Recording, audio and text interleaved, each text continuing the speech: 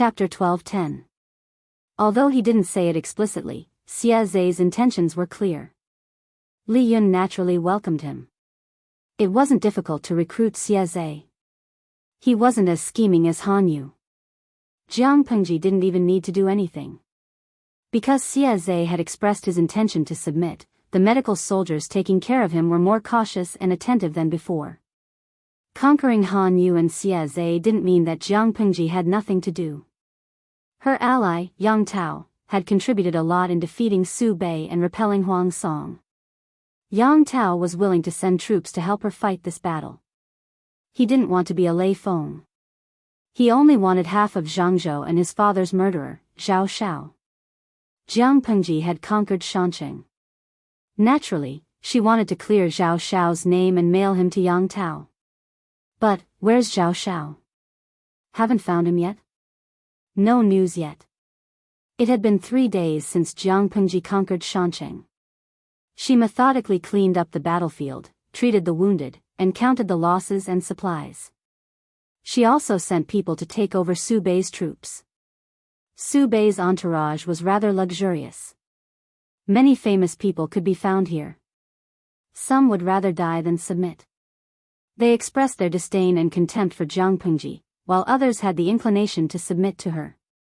However, Jiang Pengji's place wasn't a garbage collection station. Not everyone could join her troops. There were many people under Su Bei's banner. The aristocratic family's power was complicated. Jiang Pengji didn't completely reject the aristocratic family's power. She just didn't want them to take over. If there were clear-headed people, she wouldn't mind putting them in an important position. But there were too few people like Feng Jin. Most of them were experts in politics. They were bent on plotting for their families. They were incompatible with her. Recruiting them would be a disaster. However, there were a few people who often sat on the bench who could still be useful. Han Yu knew these people the best. Jiang Pengji specifically consulted his opinion. Apart from these people, there was a small group of people under Su Bei's banner who were idlers. Xian Zhao is so rich. He doesn't even feel bad for raising these useless people. Jiang Pengji ridiculed them openly. Han Yu was speechless. These few people have a good reputation. To put it bluntly, recruiting them as hanger-ons was just to build up his reputation. Their nature was similar to ornamental potted plants that looked good. Jiang Pengji clicked her tongue and said bluntly, even if you have a good reputation, you can't eat it. Instead, you eat my food, take my salary, and live a better life than me. I don't like it. If I had this spare cash, why don't I nurture another battalion of elites? As a pragmatist, Jiang Pengji hated these feints. As a new counselor, Han Yu could not refute too much. All he could do was to adapt to his lord who did not play by the rules. Send them all back to where they came from. I don't want their lives. Han Yu was speechless. Could it be that the reason why Su Pei had knelt before this person? Before Han Yu could think further, the messenger's voice came from outside the tent. Jiang Pengji lifted her head to let someone in. The messenger said, reporting to my lord, Zhao Shao has been found. Found it? After cleaning up the battlefield for 3 whole days, Jiang Pengji did not find Zhao Shao's shadow even after searching through the captives. Where did he hide? Where did you find him? The messenger lowered his head and reported. Jiang Pengji was speechless after listening. No wonder I couldn't find him. He is a coward. Zhao Shao knew that once the Barbican was breached, his time would come because Yang Tao would never let him go. For the sake of his life, he purposely changed his identity with the servant and disguised himself as an ordinary refugee. He wanted to escape during the chaos. However, he was used to living a luxurious life. His skin was smooth and tender. He did not look like a refugee at all. As mentioned before, men in this era liked to put on makeup. Some celebrities dressed up more diligently than women in pursuit of fashion. As a celebrity, Zhao Shao was no exception. He often took hanshi powder in pursuit of snow-white skin. His snow-white skin could make 99% of the women in the world feel ashamed. The skin on his face was delicate and there were no pores. His eyebrows and makeup were done well. He was middle-aged and still pursued fashion. He did not grow a beard like other men. At first glance, his eyebrows were even more beautiful than women. Because his disguise skills were not up to par, Zhao Xiao was not protected when he mixed into the crowd of refugees. Instead, he was targeted by a few gangsters. His belongings were taken away by the gangsters. Since he got his wealth, shouldn't he take advantage of his lust too? A group of gangsters who had been destitute for a long time were interested in Zhao Xiao. Poor Zhao Xiao. He met with such a situation in his middle age. Although Zhao Xiao was also a fan of men and did not mind men or women, he had a distinguished status. He had always been the one on top. Since when did he have to be pushed to the ground and be the one on the bottom? The group of gangsters also felt that they were unlucky. They thought it was a beautiful woman. Who knew that when they stripped her naked, they would find a thing that was similar to them? If there was, then there was. They could not tolerate the thing that was bigger than them. Once the fire was ignited, it was unbearable if it was not extinguished. How could it be cut off so easily? Men were men. They could make do with it. They spat twice. A few of them pressed him down. Another person carried a knife and mounted the horse. Needless to say, Zhao Xiao with delicate skin and flesh was much more tasty than ordinary women. The gangsters hadn't had sex for a long time. They were in the mood to fool around for a long time. Of course, the messenger didn't know the details, but he vaguely described Zhao Xiao's experience in the past few days. When Zhao Xiao was found, he almost didn't look like a human. His delicate skin and flesh were covered with bruises. Almost none of his flesh was intact. Jiang Pengji looked down and asked a question. Who found Zhao Xiao? The messenger answered honestly. Jiang Pengji was silent for a while. Han Yu, who was beside her, also frowned slightly. According to the messenger, the process of finding Zhao Xiao was a coincidence. When the scout was patrolling, he saw a few gangsters with messy clothes and strange movements. They looked terrified. Jiang Pengji repeatedly ordered the soldiers not to disturb the people. They were not allowed to bully innocent people. Those who disobeyed the order would be executed. If the people were in trouble, they could even ask them for help. The scout became suspicious. He immediately caught the sneaky gangsters and followed them to find Zhao Xiao. That was not a big deal. The key was that Jiang Pengji found something wrong with the place where Zhao Xiao was found. Zhao Xiao didn't leave the Barbican at all, but no one could find him. If it was really the gangsters who hid him and humiliated him, how could they not panic when faced with such a big search? Jiang Pengji frowned and thought for a while. She found an excuse and asked Han Yu to leave. Someone, you go Anne. Forget it. I'll go by myself. Jiang Pengji went to find Yang Si under the cover of the night. Zhao Xiao could hide for 3 days. She didn't believe that there was nothing fishy. After some speculation, she set the target of suspicion on Yang Si. When Jiang Pengji came to Yang Si's tent, she heard him laughing at someone with his head down on the table. Captain Jiang, you have no idea. That scene. I laughed so hard that I cried. Jiang Pengji was speechless. Chapter 12:11. The 14th of February? Jiang Pengji looked at the bullet screen that kept popping up in the streaming room and frowned. Lo Siji Lianmeng, forgive me for being blunt, but everyone here is single. Gui Kai Guofengxiu, forgive me for being blunt, but what the person above said is F*King correct. Tudu Feiqiu, I don't agree with this. I'm only here to watch the single streamer. The audience looked at her, and she looked at the bullet screen. Jiang Pengji snorted coldly and sent a bullet screen with a sneer. Host V, the so-called Valentine's Day is just a promotional method used by businesses to fool their customers. Jiang Pengji's bullet screen was quickly seen by hundreds of thousands of salted fish, and they all exploded. Shisandra Baojiu, the streamer is really a textbook straight man. Bah, straight woman. Xuanxiang Taisho, God is really blind. How can a straight woman like the streamer have beauty CI? Bai Qingxiang, that's unscientific.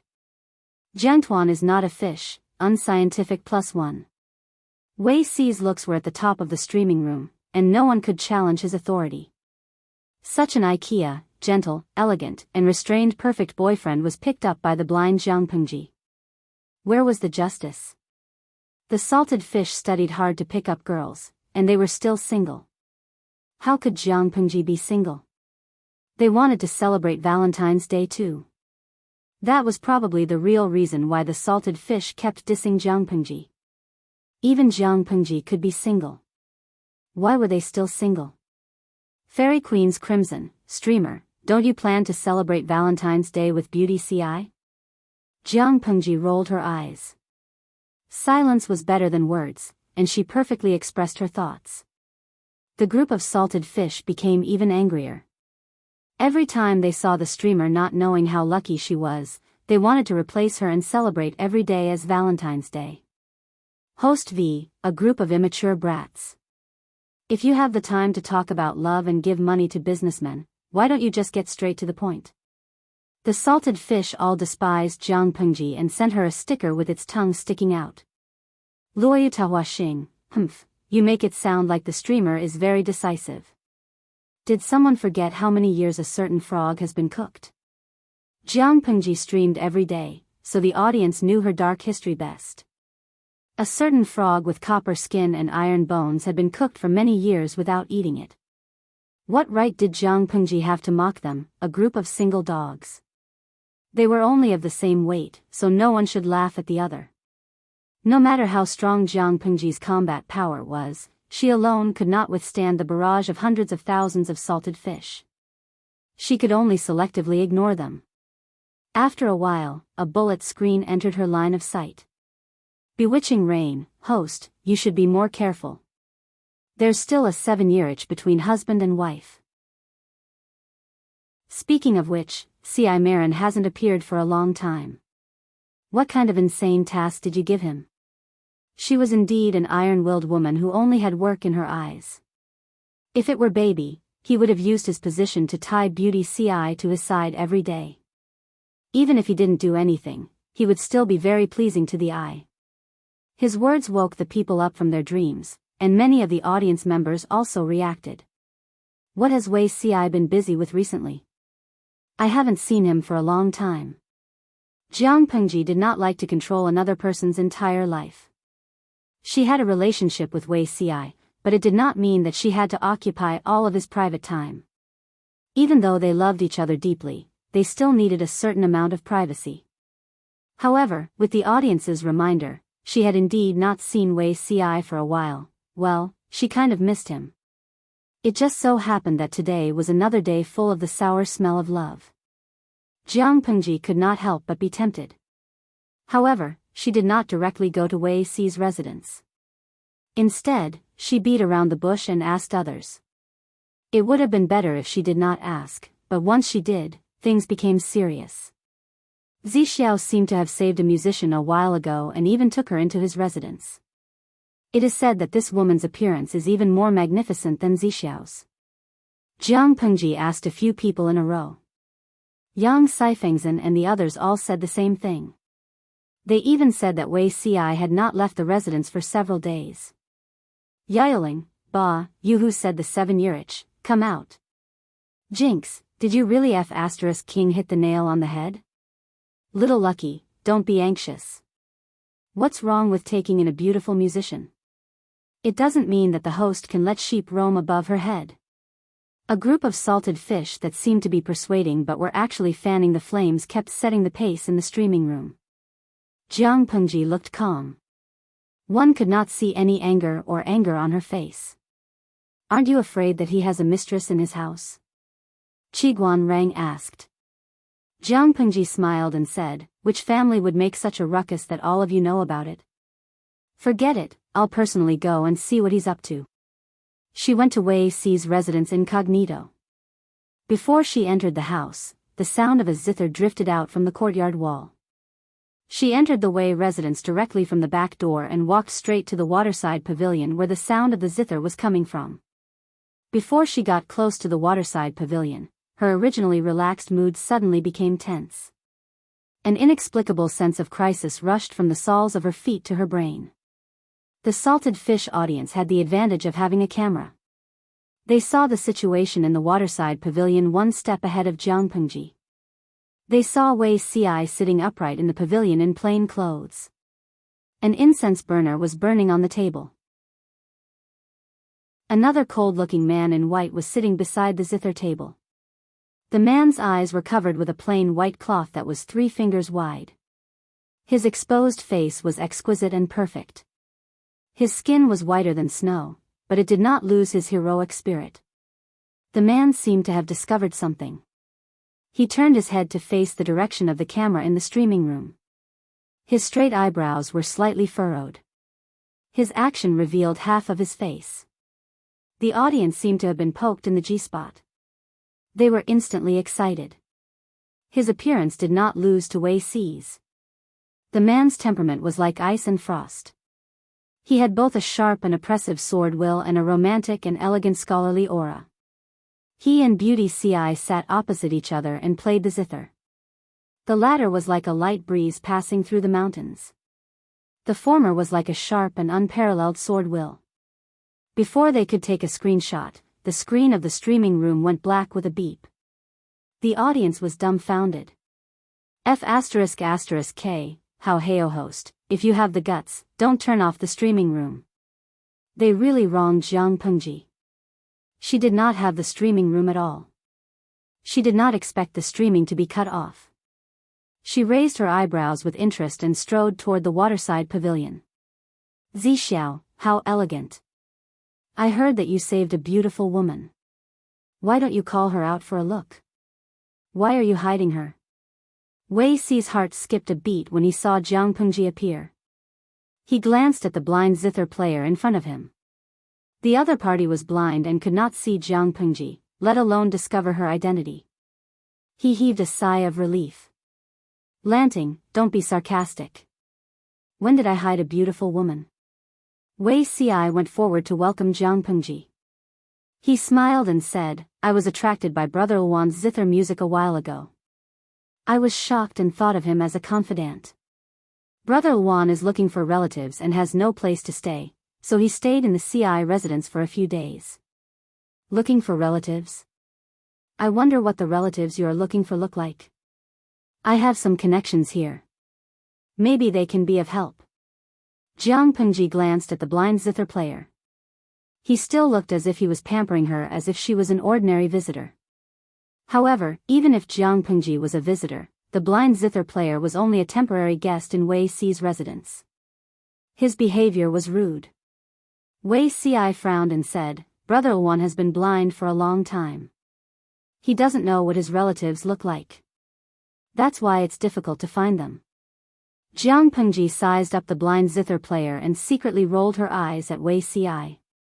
The person's sword will was strong. He did not look like a zither player at all. He looked more like a swordsman. Chapter 12:12. Wei Ci did not practice martial arts, and the musician in front of him was not someone ordinary martial artists could see through.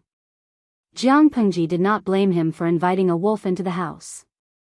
She discreetly separated Wei Ci from the blind musician and sat directly on Wei Ci's original cushion. Zixiao, I suddenly remembered that I left something at home. Can you help me make a trip? Jianghu was indeed a straightforward girl. The excuse she found was also very stiff. Before Wei Ci could speak, the blind musician suddenly broke into a faint smile. It was as if the snow that had not melted for thousands of years had suddenly melted. It was breathtaking. Jianghu was not fooled. Not only did she not relax, but her brows furrowed even more. Her left hand was placed on the hilt of the god-slaying sword at her waist. All the muscles in her body were tense. Are you nervous? The blind musician in white asked. His voice was different from Wei Ci's. Instead, it was indescribably cold. Just these 4 words made Jianghu suddenly realize that she was so nervous that she was sweating. What was this person's background?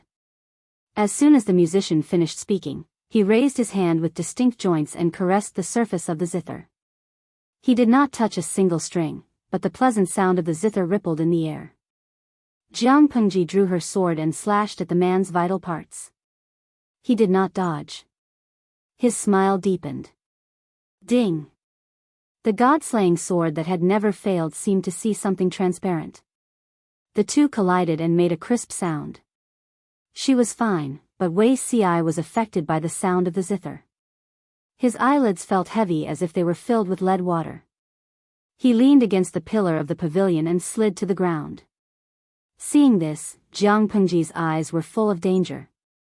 There was a hint of bloodthirst in them. Do you want to die? Jiang Pengji said these 3 words and the god-slaying sword fell again.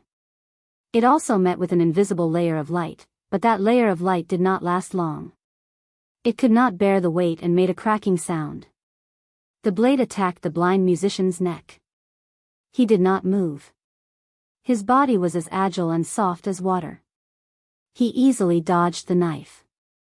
I haven't seen you for so many years, but your temperament has not changed at all, the musician said. How can I be at ease when you advance so aggressively? When Jiang Pengji heard this, she frowned and stopped. Who are you? The strength displayed by the zither player did not seem to belong to the people of this world. Jiang Pengji could not figure out the other party's identity and intentions, let alone whether he was a friend or a foe. Wei Ci was just beside her, so she could not use her full strength. Instead, her hands and feet were tied. The zither master said, "You don't remember?" Jiang Pengji laughed angrily. Should I remember who you are? The zither master held the zither to his chest with one hand and stroked the air in front of his eyes with the other. The white cloth that was 3 fingers wide dissipated into specks of light with a white light. When the white cloth disappeared, Jiang Pengji realized that the man was not blind at all. Not only was he not blind, but his eyes were deeper and brighter than ordinary people's. You are, looking at the other person's face, an illusory portrait floated before her eyes. She actually felt that it was somewhat familiar. The zither master said, "You still haven't remembered?" With that, the zither player's zither turned into a long sword, which he carried on his back. Jiang Pengji felt as if she had been struck by lightning. The material of this sword was obviously of the same origin as the Zhanshan blade. You're the one who gave me the god-slaying saber. The zither master could not help but laugh. Is that all you remember? Jiang Pengji stood by the zither table, her right hand holding the hilt of the Zhanshan blade in a death grip. Her eyes stared unblinkingly at the zither master in white. No, it should be the swordsman in white. Pengji, you've done well. The corners of his lips curled up slightly as he said with a smile, Sky's brain is extremely cunning and powerful. Although I killed its main body back then, a part of it escaped successfully. For a whole 2,000 years, it has harmed hundreds of low-level planes. This disaster has become a reality. 2 lifetimes. Done well? Jiang Pengji felt as if she had been struck by lightning. She was completely stunned. What 2 lifetimes? Jiang Pengji was stunned on the spot. There was a treasure chest hidden in the depths of her memory. The man's voice was the only key to opening the treasure chest. For a moment, countless memories came pouring in. Jiang Pengji cried out in pain. She held the sword and knelt on one knee. Her heavy breathing was accompanied by cold sweat. In a daze, Jiang Pengji seemed to see the figure of another person appear out of thin air beside her. It was a woman dressed in white. Is it really okay to let her recover her memory now? The woman asked the swordsman in white. The swordsman in white raised his hand to receive the woman's soft hand. He placed his palm on hers. You and I can't stay in this plane for too long. We have to lock up that disaster to prevent a long night from bringing trouble. Let Pengji recover her memory as soon as possible and remember the cause and effect. That way, you and I can rest easy. After she settles the cause and effect here, there are still a lot of things waiting for her in the Federation. The woman was strangely silent for a while. She drew her sword and slashed you just now. When she recovers her memory, do you think she will show mercy? The man said, "The body she's using now is just a mortal body. She can't hurt me." Realizing that the two of them had left, Jiang Pengji allowed the majestic memories to engulf her. She fell to the ground and fainted. Although she said she fainted, she didn't actually faint for long. Jiang Pengji opened her eyes expressionlessly and sat on the ground. She casually threw the god of war sword beside her hand. She turned her head to look at Wei Ci. She was stunned for a while before she was sure that she didn't see wrongly. She raised her arms and held him in her arms as if she was holding a treasure that she had lost and found. Looking around, the surface of the pond reflected the sparkling light. It was so bright that it made her eyes soar. She remembered many things. In her dream, she became another Jiang Pengji and killed her way to the throne from a bandit. It seemed like a successful life, but it had endless regrets. She had staked everything on one throw and she actually won the gamble. Even though she knew that both lives were a trap set up by that man and woman, she couldn't blame them. The legacy of the heavenly brain was still there. As the commander of the 7th Army, she shouldered the responsibility of protecting the Federation. She couldn't shirk it. Not to mention entering the trap to capture the heavenly brain, she wouldn't even hesitate to hand over her life. Jiang Pengji raised her hand and rubbed the area between her eyebrows. She regained her strength for a while before she carried Wei Ci out of the waterside pavilion. The yin energy there was heavy and humid. Wei Ci would feel very uncomfortable staying there. Little did she know that Wei Ci's illness of having a cold body had long since recovered. His current condition was much better than in his previous life. Wei Ci woke up in a stuffy heat. As soon as he opened his eyes, he saw someone using both hands and feet to encircle him in her arms. The room was burning with charcoal, and 4 or 5 thick blankets were piled on the bed. This familiar situation, Lanting, loosen your grip, if she didn't let go, he would suffocate to death. Oh, it was rare for Jiang Pengji to loosen her hands and feet meekly. Why are you here? Wei Ci looked at her in confusion. Jiang Pengji raised her eyebrows. You don't remember? Wei Ci thought for a while and shook his head, perplexed. He really couldn't remember. Jiang Pengji opened her mouth and said, "You had a fever a few days ago, and you were sick for a few days." Wei Ci subconsciously felt that something was wrong, but he couldn't recall his recent memories. It was as if they were covered with a layer of white gauze, and he couldn't see them clearly. Probably, he was really muddled from his illness. "Your Majesty, aren't you going back to the palace to sleep?" "I'm sick now, and my illness will infect your Majesty." Jiang Pengji's limbs were spread out like a pancake, and she occupied more than half of the bed. "I'm not leaving. Without you by my side, I can't sleep. Even in my dreams, I dream that you've been seduced by some annoying zither player." Wei Ci couldn't help but laugh. "Fine, I won't leave. But I'm still sick. Bring me another blanket." Jiang Pengji pouted and turned over. She looked at Wei Ci without blinking. In her previous life, Wei Ci was distant, gentle, cautious, and restrained. He was always rational, but his emotions were always fiercely suppressed. Now it was different.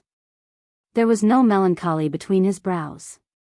Instead, there was a sense of calmness and warmth that made people feel comfortable. This was the real Wei Ci. Everything was as perfect as she had imagined it to be. Jiang Pengji took the opportunity to roll a little and reached out to Wei Ci. "No, Pengpeng wants a hug from Zixiao. Your Majesty is not a 3-year-old child. Don't fool around. It's not good if you get sick." Wei Ci patiently persuaded her with a smile. Jiang Pengji wriggled like a worm and rubbed herself against Wei Ci's side. While he was unprepared, she hugged him and rolled one round. Her toes clamped a blanket and covered her body. Chapter 12-13. Jiang Pengji heard Yang Xi's voice clearly through the military tent. He laughed so hard that he hiccuped. "It's a pity that Officer Jiang isn't here." "If you," Jiang Nongqin said coldly, "disgusting. Yang Si nodded in agreement. That scene is indeed disgusting. If Officer Jiang sees it, it will inevitably stain your eyes. After a while, Jiang Pengji heard Jiang Nongqin ask Yang Si. Although Zhao Xiao offended you, you don't have to use such means to deal with him. Even if Jiang Nongqin had completely let it go and did not care about the experience of her youth, she could not bear to see someone use such despicable means to destroy a person. Although Zhao Xiao's life had been predetermined by Yang Tao and his name was already hanging in front of the King of Hell, Yang Si's move was too vicious. Yang Si frowned and looked as if he had been wronged. He said bitterly, in Officer Zhang's eyes, I am such a sinister villain. Jiang Nongqin sneered and asked, do you think you are very kind? The kind and lovely Yang Jingrong was probably the biggest joke of the year. Yang Si coughed awkwardly and said, I disdain to use such means to deal with Zhao Xiao. If he had done it, then he had done it. If he had not done it, then he had not done it. Yang Si denied that Zhao Xiao had anything to do with him, so Jiang Nongqin naturally believed him. Then why would he? Yang Si said, when I found Zhao Xiao, he had already been taken by those gangsters. I was only helping him to hide his tracks and preserve his dignity as a gentry's pride. Think about it, if everyone barged in and found him lying on the ground, how ugly would the scene be? So what if he, Yang Si, was petty and vengeful? How did Zhao Xiao scold him in front of him at the banquet at Longshui Hongmen in Shanghai County that he was the son of a prostitute and a born bastard? Those words caused great harm to his soul, and he had not recovered until now. Yang Si did not find someone with great fanfare to disrupt Zhao Xiao and a few gangsters.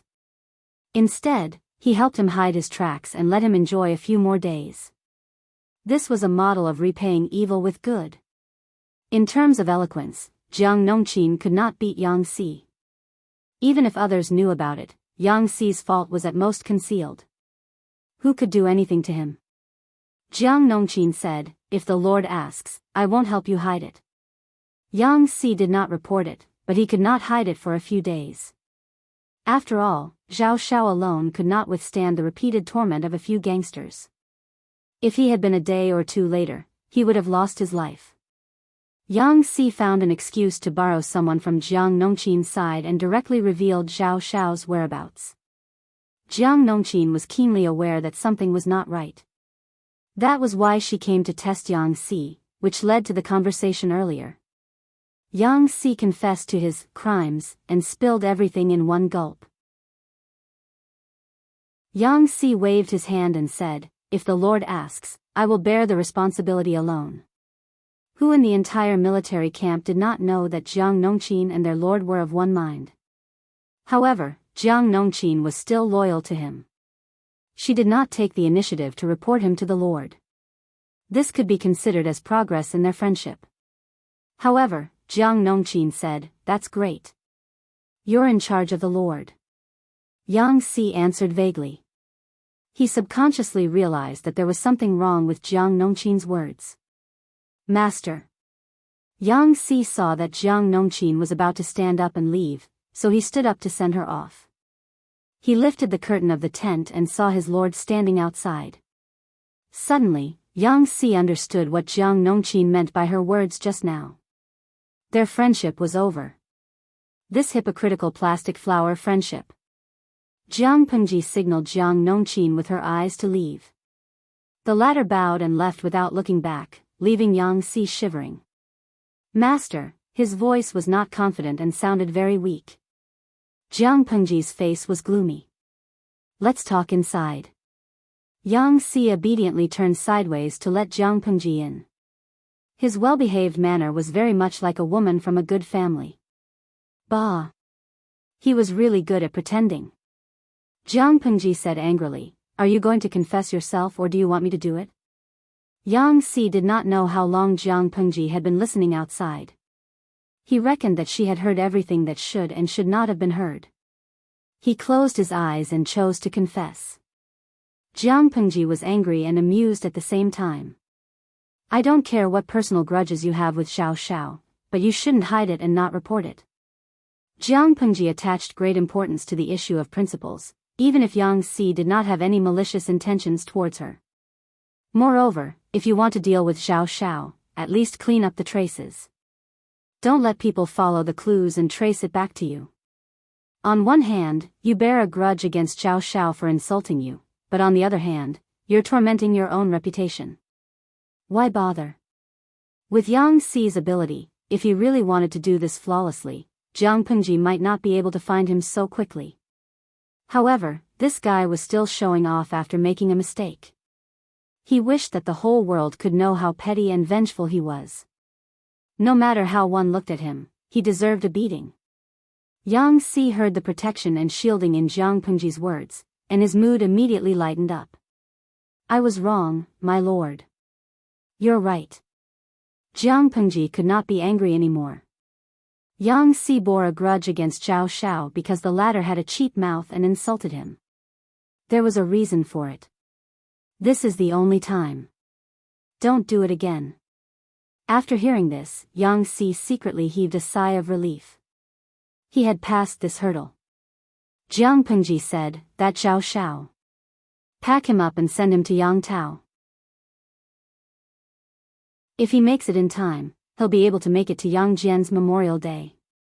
Yang Xi replied, yes.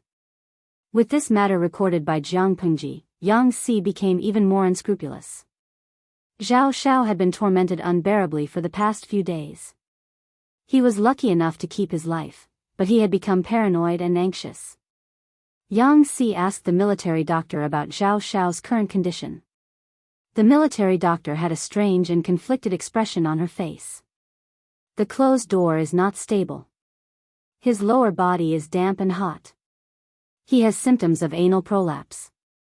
Moreover, the qi in his spleen and kidneys is weak. His ascites has been leaking for a long time.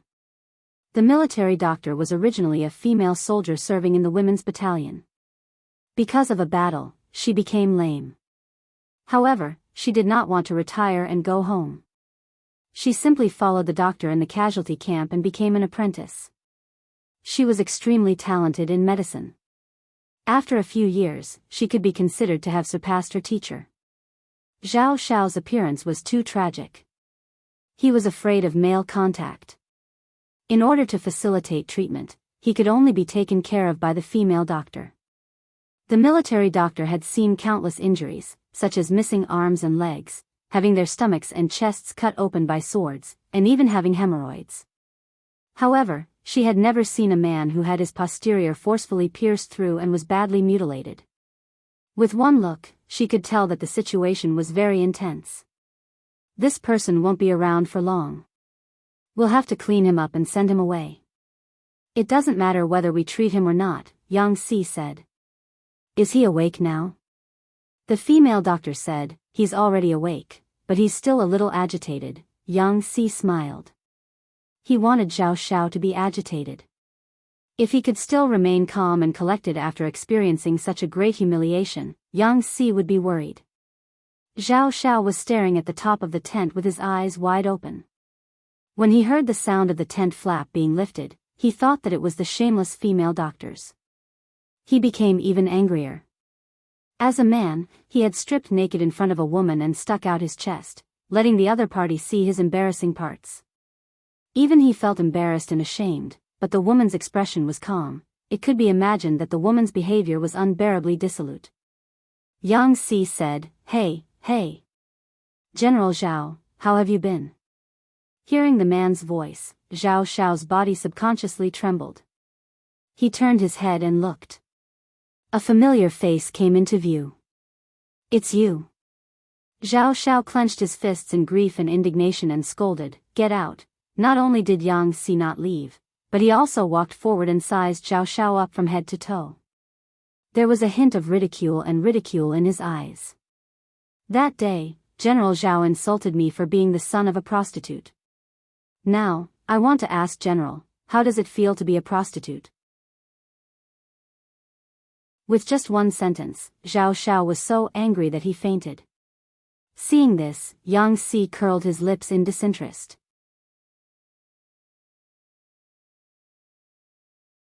Chapter 12-14. A scholar prefers death to humiliation. Xiao Xiao slowly regained his breath. In his daze, he saw that Yang Si was still there. Blood rushed to his head and he almost fainted again. I didn't want to kill you, nor did I humiliate you. Yang Si sneered, his eyes flashing with mockery. Your life is quite valuable. You can't die now.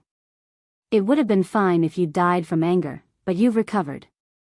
It seems that even the heavens feel that this punishment isn't enough. They want you to continue living and suffer. Reflect on what you've done wrong in the past. Zhao Xiao, this is fate. Zhao Xiao was so angry that his anger surged. Just as he exerted force, he felt a tearing pain from the unspeakable place behind him. He was extremely ashamed and resentful. His enemy was humiliating him in front of him. He was so angry that his entire face turned purple. Seeing this, Yang Si smirked even more. Zhao Xiao wanted to rush over and tear his mouth apart. Humph. Are you done being naughty? Yang Si came out feeling refreshed, looking like he was flushed with success. If she didn't know about his feud with Zhao Xiao, Jiang Nongqin would have suspected that he'd done something worse than a beast. Yang Si pretended to be confused and asked with a smile, Captain Jiang, what's naughty? Jiang Nongqin laughed. Naughty. Hearing the word naughty come out of Jiang Nongqin's mouth, Yang Si, who had always been shameless, felt embarrassed. He was an old man in his 30s. Being called naughty by a girl in the tone of an old mother lecturing her son, no matter how thick-skinned he would still feel embarrassed. I won't offend people who don't offend me. Yang Si said with a thick-skinned face. I was just being naughty. Don't do it again. Jiang Nongqin pursed her lips and held back her laughter. My lord is summoning you for something. Don't be late. She came over to pass on a message and to keep an eye on Yang Si. If this person was too ruthless and angered Zhao Xiao to death, how would they answer to Yang Tao? Yang Si flicked the dust off his clothes and said seriously, my lord must be summoning me for something urgent. I'll go over now. Jiang Pengji didn't have anything to ask Yang Si. She just wanted him to be the messenger to send Zhao Xiao to Yang Tao and to find out what Yang Tao wanted. Su Bei has been eliminated. Apart from Haozhou, Qinzhou, and Jiangzhou, we have taken over all the other territories in Dongqing. We don't have many choices left. Jiang Pengji pointed at the geomantic map. The hidden meaning was obvious. After a short rest, Yang Tao and Huang Song had to deal with one of them. Yang Si was a smart man. He understood what Jiang Pengji meant without further explanation. He narrowed his eyes and pondered. He muttered slowly, if the territory of Dongqing is compared to a person, Haozhou and Qinzhou are the organs, and Jiangzhou is the feet. It was possible to survive without legs, but the internal organs were very important. Once they were dug out, even if they had 3 heads and 6 arms, they wouldn't be able to live for long. Even if it's just a small fight, it can still make people's stomachache. Although it's not fatal, it's still irritating.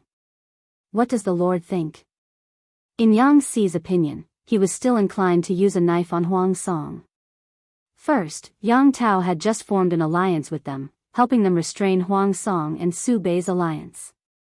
Although the alliance this time was for both sides to benefit from each other's needs, if they were to backstab each other as soon as they used up their manpower, it would be quite reproachful. Second, Huang Song's territory was in an awkward position. Qinzhou and Haozhou were to the south of Wanzhou, and Zhe County and Hu County were to the north. They were directly at the throat of Jiang Pengji's power. It was like a small circle within a large circle. Huang Song was afraid that Jiang Pengji would take the opportunity to annex him, and Jiang Pengji was also afraid that Huang Song would stir up trouble. If she didn't deal with Huang Song and instead went to fight Yang Tao, she would have to be completely out of her mind. Therefore, Jiang Pengji had Yang Si escort Zhao Xiao as a gesture of goodwill. Analyzing it from another perspective, this was also a strategy of befriending the distant and attacking the nearby. Yang Si's words were exactly what Jiang Pengji was thinking. Jiang Pengji smiled and said, "That's exactly what I meant. Is Jing Rong confident that you can handle this matter?" Yang Si stood up to accept the order. He bowed and said, "I won't let you down." Poor Zhao Xiao didn't know that after he was physically and mentally exhausted, he still had to meet the son of his old enemy. In this alliance, Yan Lin didn't approve of Yang Tao personally commanding the main army. However, his lord was stubborn, so Yan Lin could only take a step back.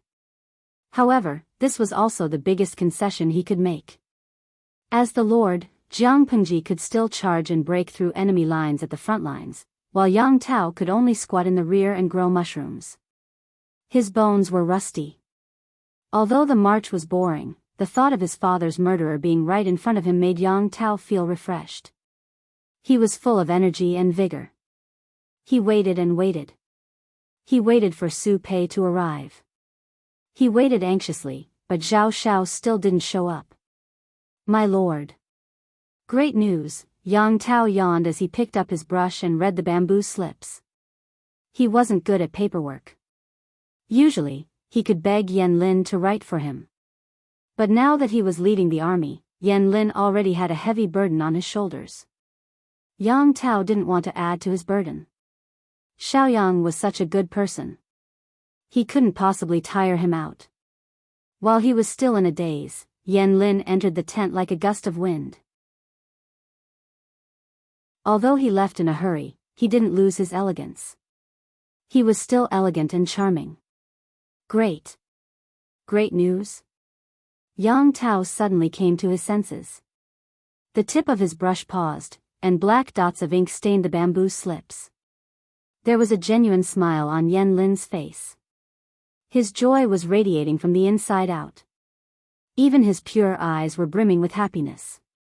"Xiaoyang, where did the joy come from?" Yan Lin said, "Zhao Xiao has been found." "Zhao Xiao? Where is that thief now?" Yang Tao's eyes widened in anger. The murderous aura had dispelled his original pure temperament, giving him a dignified air of a brave general. Yan Lin said, "General Lanting's military advisor, Yang Si, has personally escorted Zhao Xiao. He's waiting outside the tent." Yang Tao hurriedly said, "Quick, invite him in." He then walked to the knife rack in the tent and took down a large sword. This was his late father, Yang Jian's favorite sword. It was also a rare keepsake that reminded Yang Tao of his father. He always carried this sword with him, hoping to use it to cut off Zhao Xiao's head. Years ago, a bowl of poisoned wine caused Yang Jian to bleed from every orifice. His body convulsed for a day and a night before he died in extreme pain. Yang Tao still remembered how hopeless he was that day and night. He watched helplessly as his father died in pain. All these years, he had been imagining how he would avenge his father if Zhao Xiao appeared in front of him. His long-cherished wish was about to come true. Yang Tao felt like he was living in a dream. Yang Tao craned his neck. He didn't expect Yang Si to be the only one who entered the tent. "Where's Zhao Xiao?" Yang Tao resisted the urge to look around. More importantly, Yan Lin was still watching him. He didn't dare. A faint smile appeared on Yang Si's face. He said cautiously, "This man doesn't look well.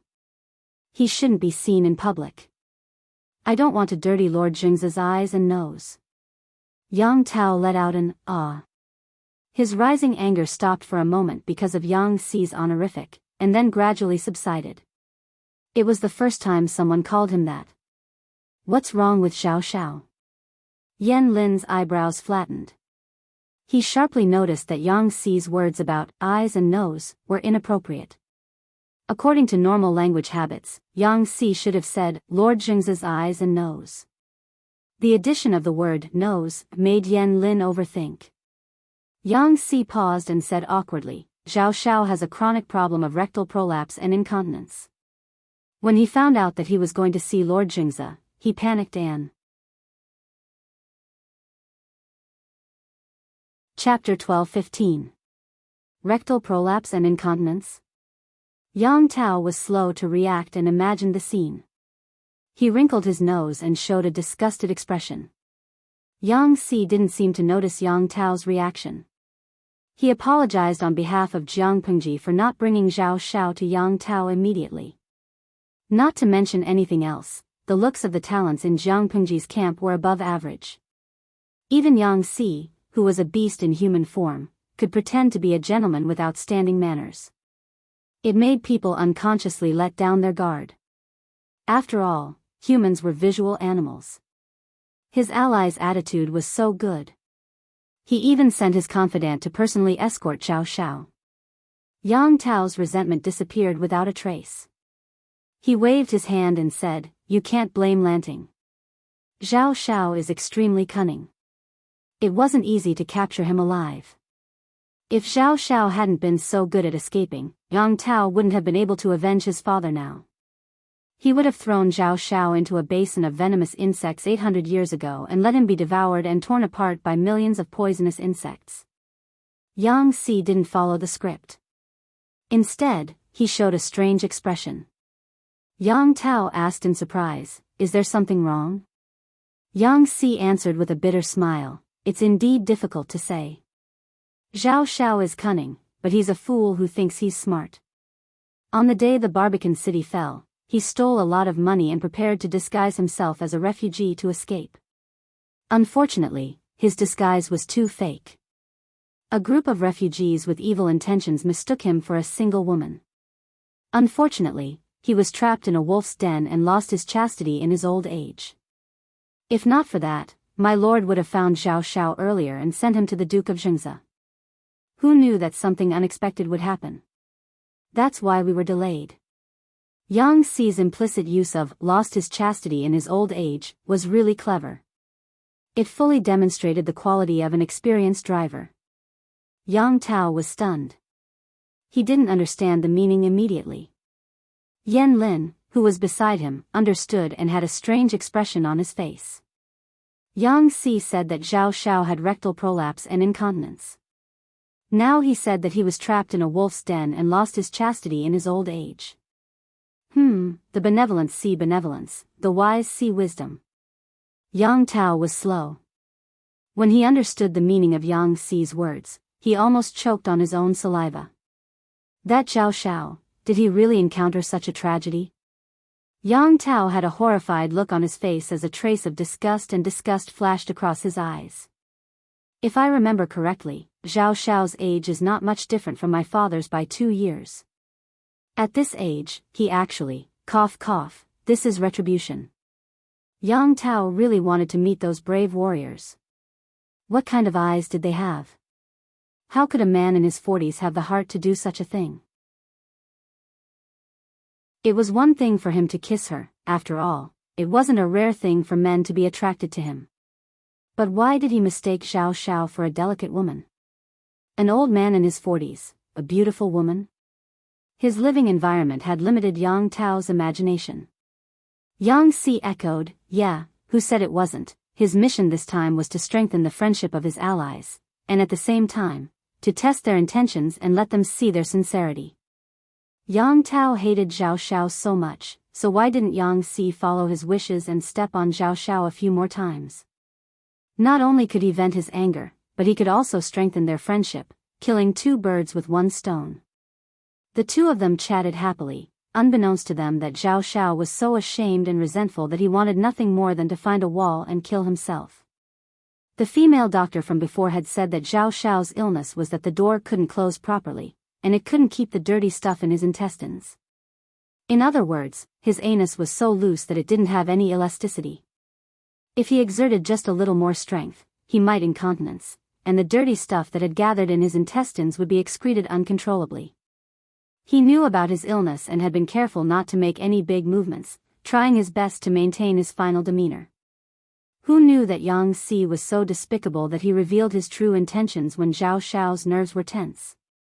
This scared Zhao Xiao so much that he loosened his grip on his lower abdomen, and the soft, smelly stuff flowed down his anus and stained his clothes. Zhao Xiao couldn't forget the smile and mockery in Yang Si's eyes before he left. He was so ashamed and resentful that he wanted to die. However, Zhao Xiao soon had no time to resent Yang Si, because he was about to face a life-and-death crisis. Zhao Xiao had seen Yang Tao before. At that time, Yang Tao was just a little boy who followed his father Yang Jian around. Many years had passed, and the kid from that day had grown up to be a threat to his life. This caused Xiao Xiao's expression to darken. Even though he had mentally prepared himself, Yang Tao didn't expect Xiao Xiao to be in such a sorry state. His exposed skin was covered in bruises that hadn't faded yet. Xiao Xiao. Yang Tao called out tentatively, holding the broadsword in his hand. Xiao Xiao snorted coldly, not deigning to talk to Yang Tao. Yang Tao said, "You're still being stubborn even when death is at your doorstep." Only then did Xiao Xiao open his mouth and say mockingly, "Do you think you'll let me go if I beg for mercy?" Yang Tao shook his head. "Of course not. The hatred of my father's murder is absolutely irreconcilable. You dared to commit such beastly acts back then, so you should know what will happen today." Xiao Xiao snorted heavily and said with disdain, "Your father Yang Jian deserved to die. Even if he didn't die by my hands, he wouldn't have lived for long. A mere insect egg dared to hit a rock. Such an overconfident insect won't be able to escape death sooner or later." Yang Tao drew his broadsword angrily, but stopped just as he was about to chop down. His father, Yang Jian, had suffered for a day and a night before dying in agony. If he killed Xiao Xiao with a single slash, wouldn't he be letting this traitor off easy? Xiao Xiao broke out in a cold sweat. Once again, he lost control of his anus and emitted a foul stench. This reaction made Xiao Xiao both angry and fearful. Yang Tao also smelled something fishy. He looked at Xiao Xiao with a faint smile. Xiao Xiao was extremely embarrassed and regretted that Yang Tao hadn't slashed down with his broadsword. If he had died, he wouldn't have had to suffer Yang Tao's humiliation. Xiao Xiao forced himself to maintain his dignity. "You don't believe me? What's your father's background? So what if he became an official through a military career? He's just a lowly military officer with a shallow foundation. Such a despicable person wanted to use the merit of rescuing the emperor to bypass the aristocratic families and take control of Jiangzhou's Dongmen County. Who gave him the face to do so? He thinks he's a big shot, but he doesn't know how many people's interests he's hindered. Even if I hadn't done anything, your father Yang Jian wouldn't have been able to escape the hands of others. Speaking of which, you should be thanking me. If I hadn't intervened and saved Yang Jian's life, do you think you'd still be alive? It's because Yang Jian's death intimidated a group of restless people that you're still alive. Although Xiao Xiao was a despicable person, he was able to become a famous scholar in Dongmen County." Yang Tao's anger surged again. He yelled, "You old bastard!" Just as he was about to step forward, Yan Lin raised a hand to stop the enraged Yang Tao. "Xiao Yang," Yan Lin said, "calm down. Don't be affected by him." Yang Tao quickly calmed down, but he still felt indignant. "This person has a glib tongue and can distort the truth," Yan Lin said. "He's not lying." The situation at that time was indeed not good. He had reminded Yang Jian many times to be careful, but Yang Jian trusted others too much and was overconfident. That's why he fell for it. Yang Tao stood rooted to the ground. He gripped the hilt of his sword tightly, as if he couldn't believe what he was hearing. Chapter 12-16. Yang Jian's family background wasn't low. His ancestors had once been high-ranking officials. However, this bit of foundation was nothing compared to the local aristocratic families of the East Gate County, which had many meritorious deeds and deep roots. Yang Jian treated them with sincerity, but he didn't know that they were just pretending. Yan Lin didn't want Yang Tao to follow in his father's footsteps. He didn't want Yang Tao to be like his father, foolishly treating wolves as his best friend. It will be the Lord's death anniversary in a few days. It won't be too late to kill Xiao Xiao then and pray to the Lord's spirit in heaven. Yang Tao didn't say anything. Yan Lin continued, "I sent people to catch many non-poisonous snakes. Although they are not as powerful as the basin, they can still be used." Xiao Xiao trembled and looked up at Yan Lin in disbelief. He didn't expect that Yan Lin, who looked like a gentleman, would imitate the devil concubine and give Yang Tao such an evil idea. Not only did he come up with the idea, he even caught a bunch of snakes. "You can't spoil your son like this." "Ah."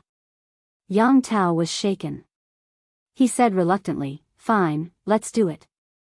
Don't let Zhao Xiao die too easily." Zhao Xiao shouted anxiously. "Yang Tao, don't you dare."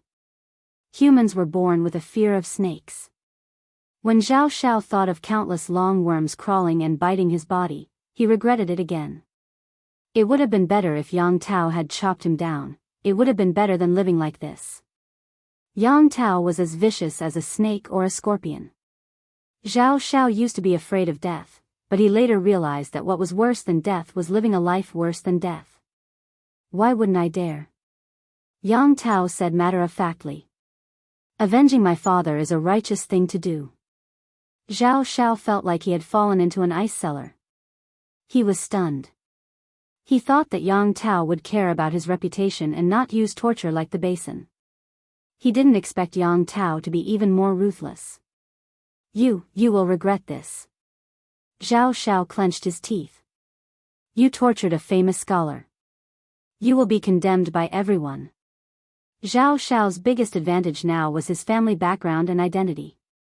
Unfortunately, the chips in his hands were not as heavy as he thought. If his family background was really useful, Zhao Xiao wouldn't have been humiliated by a few gangsters. This was a chaotic world, and playing politics was not suitable for this era. Only strength was the most powerful capital. Yang Tao said righteously, "Not avenging the father for the son, this is the behavior that will be condemned by all." When Zhao Xiao poisoned Yang Jian, why didn't he think about what would happen to him today? Serves you right. Yang Si waited until the day of Yang Jian's death was over before he hurried back. At the same time, he brought along Yang Tao's document for Jiang Pengji. "Sai, you really can't judge a book by its cover. That Yan Xiaoyang looks so gentle, but I didn't expect him to be so ruthless." Yang Si snatched Qiguan Rang's feather fan and fanned himself, causing Qiguan Rang to roll his eyes. She asked, "Yan Xiaoyang? What happened to him?" Yang Si clicked his tongue. "That Yan Xiaoyang threw Zhao Xiao into the snake pit on the day of Yang Jian's death. Who knew what snake cave he had dug to find so many non-venomous black spike snakes? Every snake had their teeth pulled out, and they had to starve for a few days. TSK, Zhao Xiao was stripped naked and shivered in the snake pit for a whole day. In the end, he was so exhausted that he was scared to death. His death was much worse than Yang Jian's. There were many details that Yang Si hadn't mentioned yet. After Zhao Xiao was stripped naked, his condition of anal prolapse worsened. The black spike snakes were starving. They had the heart to eat humans, but they didn't have the teeth to eat humans. In the end, they surrounded Zhao Xiao and burrowed into any hole they could find. You can figure out the deeper content on your own. If a life for a life was a business deal, Zhao Xiao's deal was too much of a loss. His death was 100 times more tragic than Yang Jian's. Because Zhao Xiao's death was too tragic, Yang Si was too embarrassed to continue defaming him. After Jiang Pengji heard this, she said confidently, "I'm afraid it was to make an example out of him." Yang Tao's personality wasn't gentle, but he wasn't dignified either.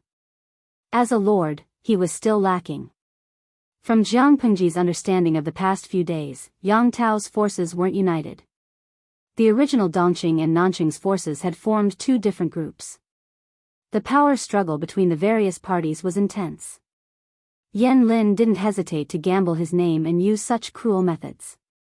It wasn't just to avenge Yang Jian, it was also to intimidate those who were ready to make trouble. It was simple and brutal, but very effective. With Su Bei's death, Huang Song withdrew his troops, and Yang Tao prepared to lead his troops back to Jiangzhou. Jiang Pengji's side also started to get busy. Zhe County was the Su family's base camp. Su Bei was dead, but the other members of the Su family were still there.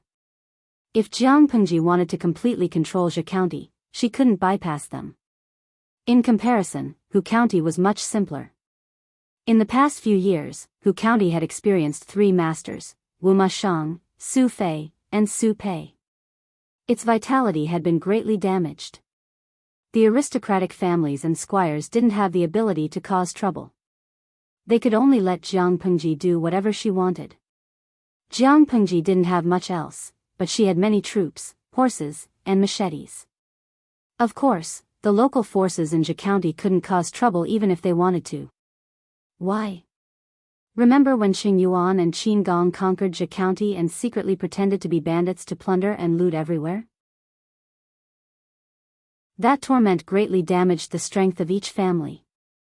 Jiang Pengji was too domineering, so they could only temporarily submit to her and plan for the future. Zhe County was their home ground. How could they let a strong foreign dragon occupy it? Jiang Pengji really overpowered the local tyrant and placed her own people in the most important positions in Zhe County. She had Han Yu in the civil and Qin Gong in the military. Both of them were flattered. They thought that based on their situation, they would at least need to be observed for a while before they could really be put in important positions. Han Yu had a strong foundation in Zhe County, and Qin Gong was also a local of Zhe County. If they wanted to cause trouble, it would be too easy.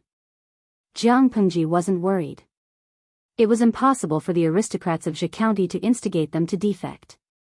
War is fun for a while, but the aftermath is a crematorium. This was what Jiang Pengji had been thinking for the past few days. If she didn't have more and more people working for her, such heavy labor could really crush people to death. As the Lord, Jiang Pengji took a break from her busy schedule. She didn't even have time to take a nap before Wei Ci caught her. Zixiao, Wei Ci said, a letter from Wanzhou. Letter?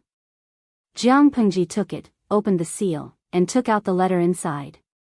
She read 10 lines at a glance. Master Wenfu is sick. After Qing Sun's death, there was only the end of the war. Qing Yuan begged to carry his spirit to the north. Wei Ci sighed. He lost his son when he was middle-aged, and the old sent off the young. Master is also old, and he can't stand the stimulation. Qing Cheng's previous life was much more miserable than this one. Not only did he lose his eldest son, but he also lost his second son, Qing Yuan. His 3 daughters died in the prime of their lives. Madame Qing, who had been in love with him all her life, couldn't stand the continuous blows and died of illness. On the way to the south, only Qing Cheng was left.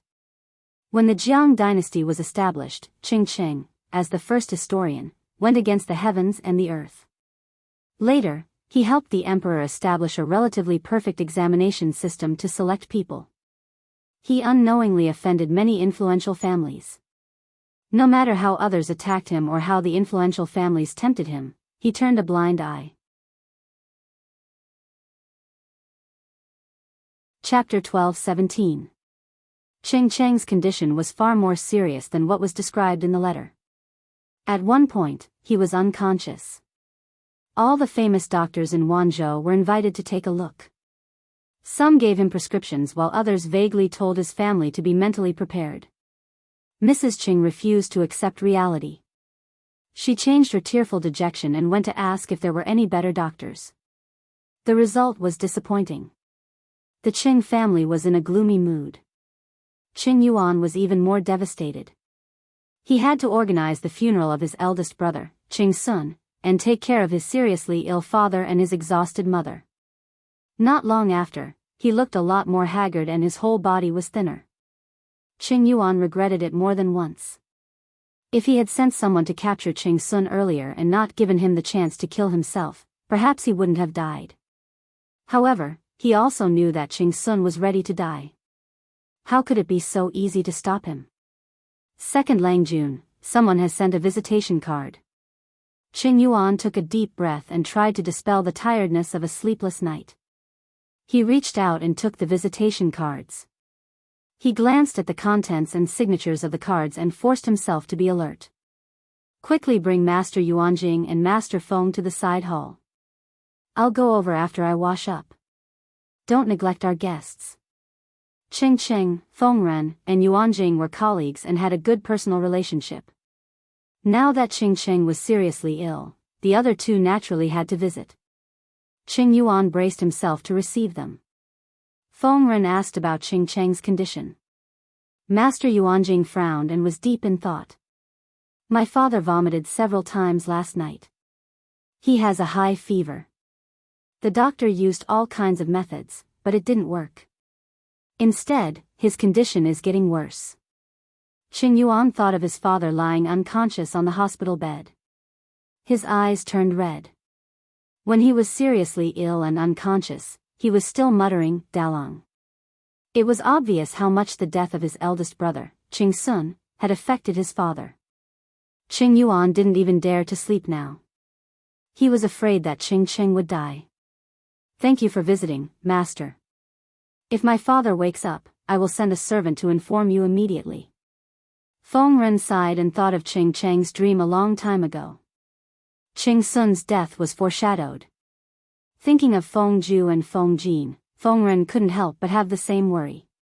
Just when Feng Ren was about to speak, Master Yuanjing, who was at the side, said, May I ask if Gong Liao knows Wen Fu's birth date? Qing Yuan was stunned and shook his head in confusion. May I know what you need my father's 8 characters for?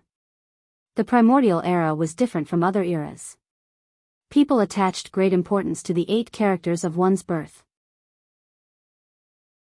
Every time a baby was born, its parents would write down its 8 characters and lock it in a box that had been prepared in advance.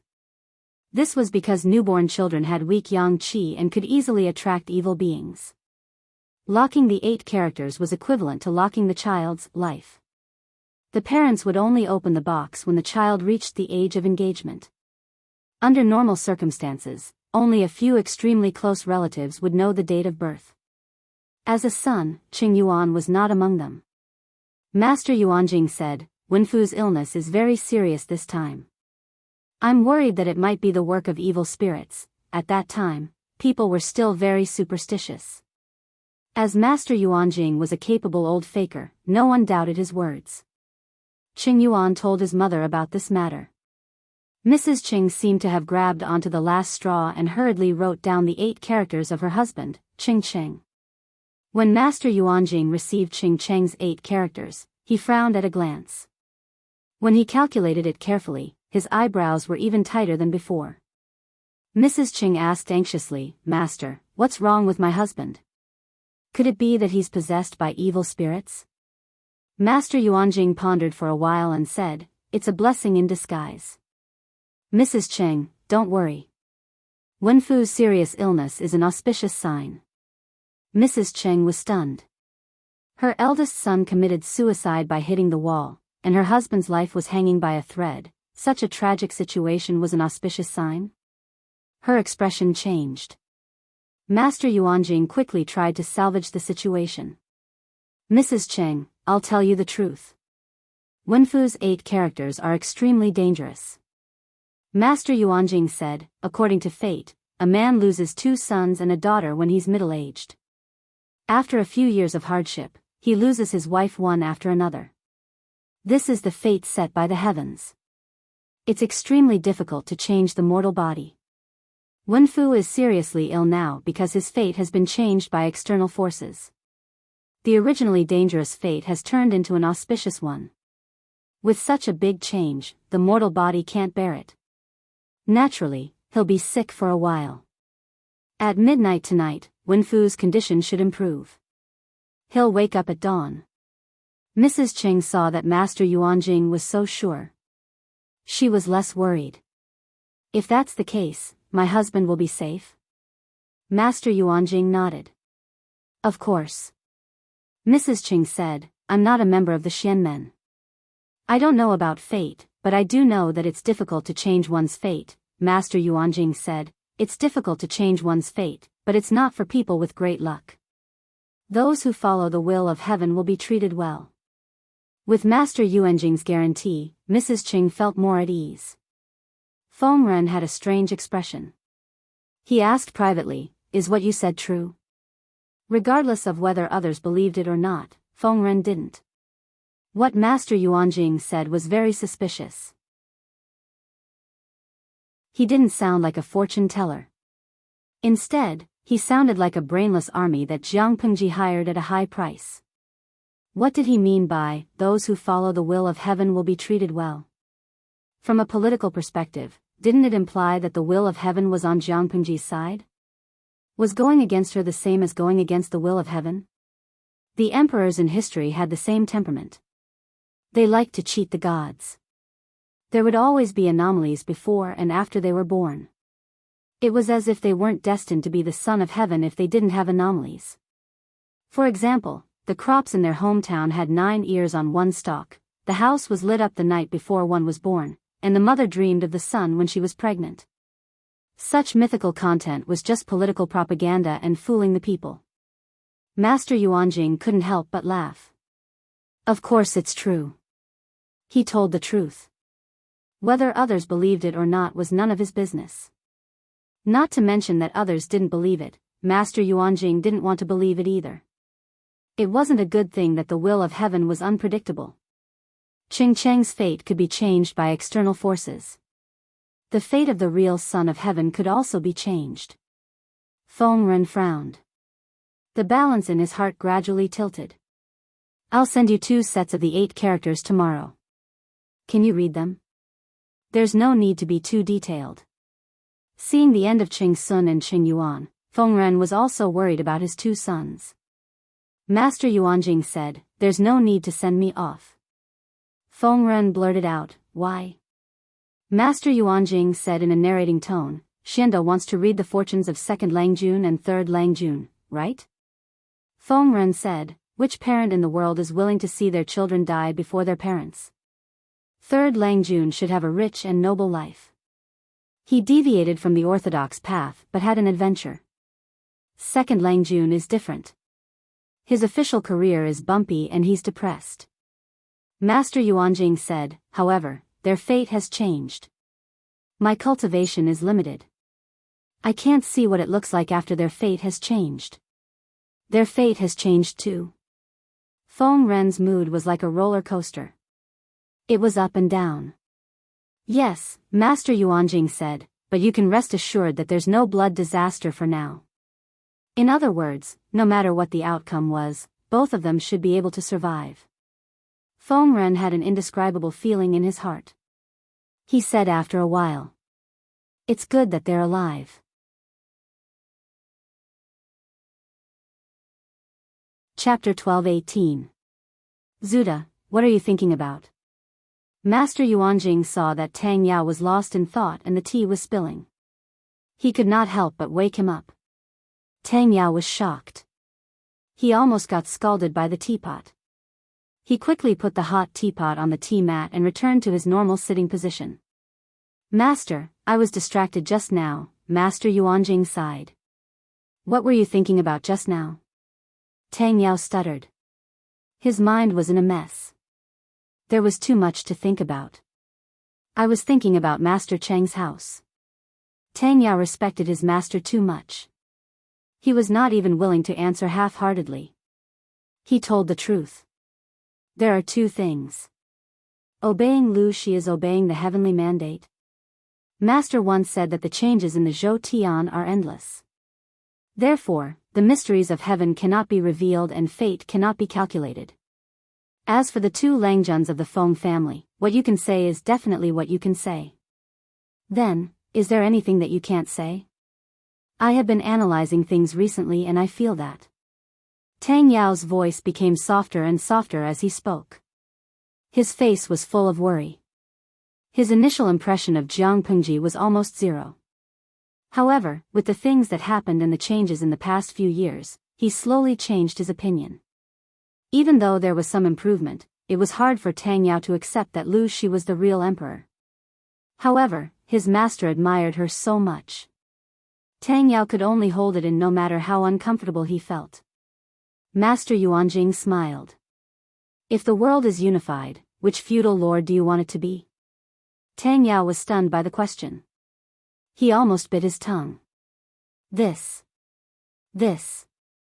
I have never seen the situation under the rule of other feudal lords. I don't know how the people's livelihood is. I can't compare, so I dare not say anything.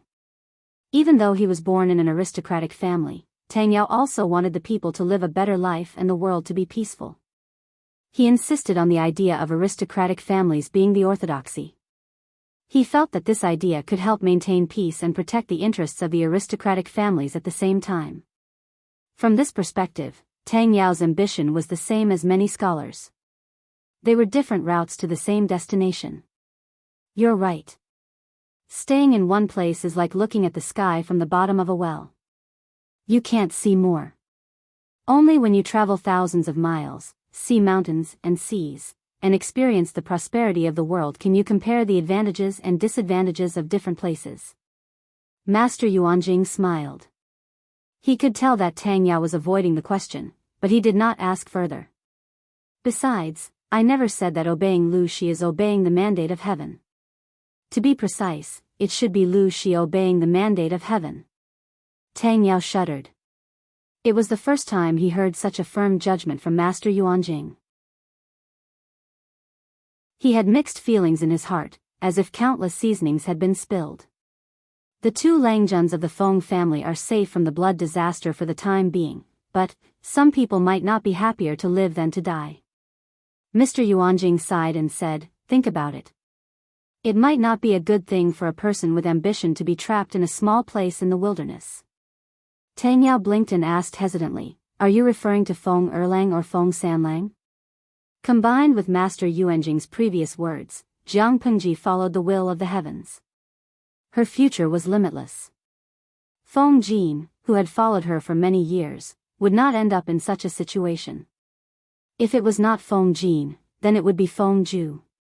If it was Feng Ju, Tang Yao shook his head and said, "Seeking benevolence and obtaining benevolence. Ruofeng Sanlang ending up like this is probably what he wanted." It was Master Yuanjing's turn to be surprised. "Zuda knows Feng Sanlang?" "Not really, but I know him a little." Feng Sanlang was initiated in the Feng family school. Then, he studied in Shangjing government school for a few years. His classmates and friends are my friends. According to my friends, Feng Sanlang is not someone who is obsessed with power. He doesn't seem to have any ambition to rule the world. When he was young, he was a little rebellious. Outsiders have different opinions about him. Tang Yao shook his head with a regretful expression. Master Yuanjing was interested. He listened to his student talk about Feng Ju's past. As a millennium-old family, the Feng family indeed had its uniqueness. Apart from the family's upright conduct, excellent knowledge and self-restraint, they also had impressive fertility and education skills. It was as if all the talented people were reincarnated into the Feng family. She gave birth to children well and taught them well as well. The Golden Scale Academy also borrowed the Feng family's education methods. Feng Ren even wanted to bring out the Feng family's rules. There were a few thick scrolls with thousands of family rules.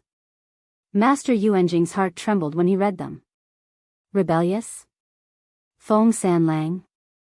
Master Yuanjing was surprised. He looked at Feng Ren, Feng Jin, and then at Feng Gui and his two sons who came from their family to visit their old father for the new year. It was not an exaggeration to say that they were a family of gentlemen. How could such a rebellious son appear in such a family? Tang Yao nodded his head heavily. He wore an expression of jealousy, but it was not exactly jealousy. I heard that Feng Sanlang is extremely talented and learns at lightning speed. I don't see him studying hard usually, but his results are always hard to catch up to.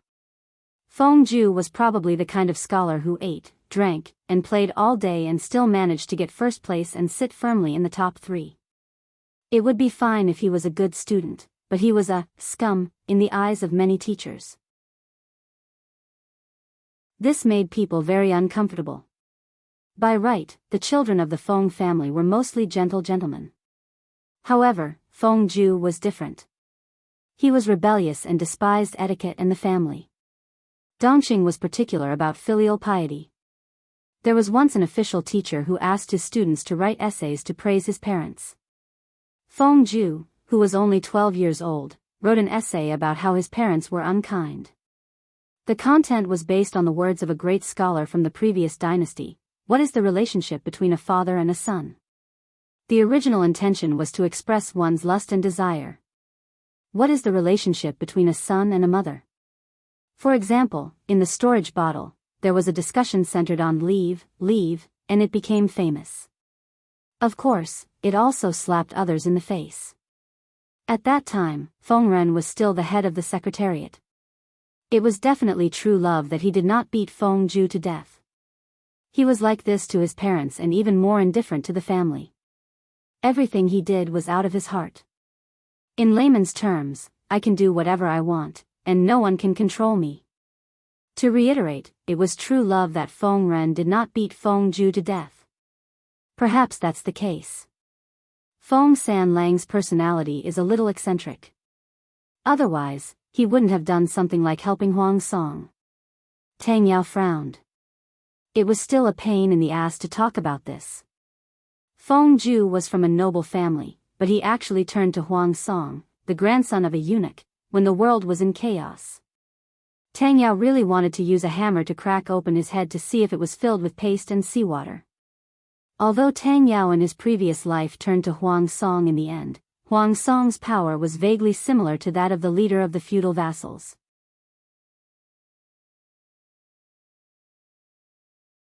Chapter 12-19. Huang Song's family background was a shortcoming that could not be ignored. Ordinary aristocratic families looked down on him. It was the right time to become an official. Not only would he not lower himself, but he could also help Huang Song and increase his bargaining chips. If they waited for Huang Song to conquer the world before relying on him, it would just be the icing on the cake, and Huang Song wouldn't even care. Who would have thought that Jiang Pengji, the bandit, would emerge as a new force? She single-handedly muddled the situation, and in the end, she made a beautiful comeback. Are you stupid?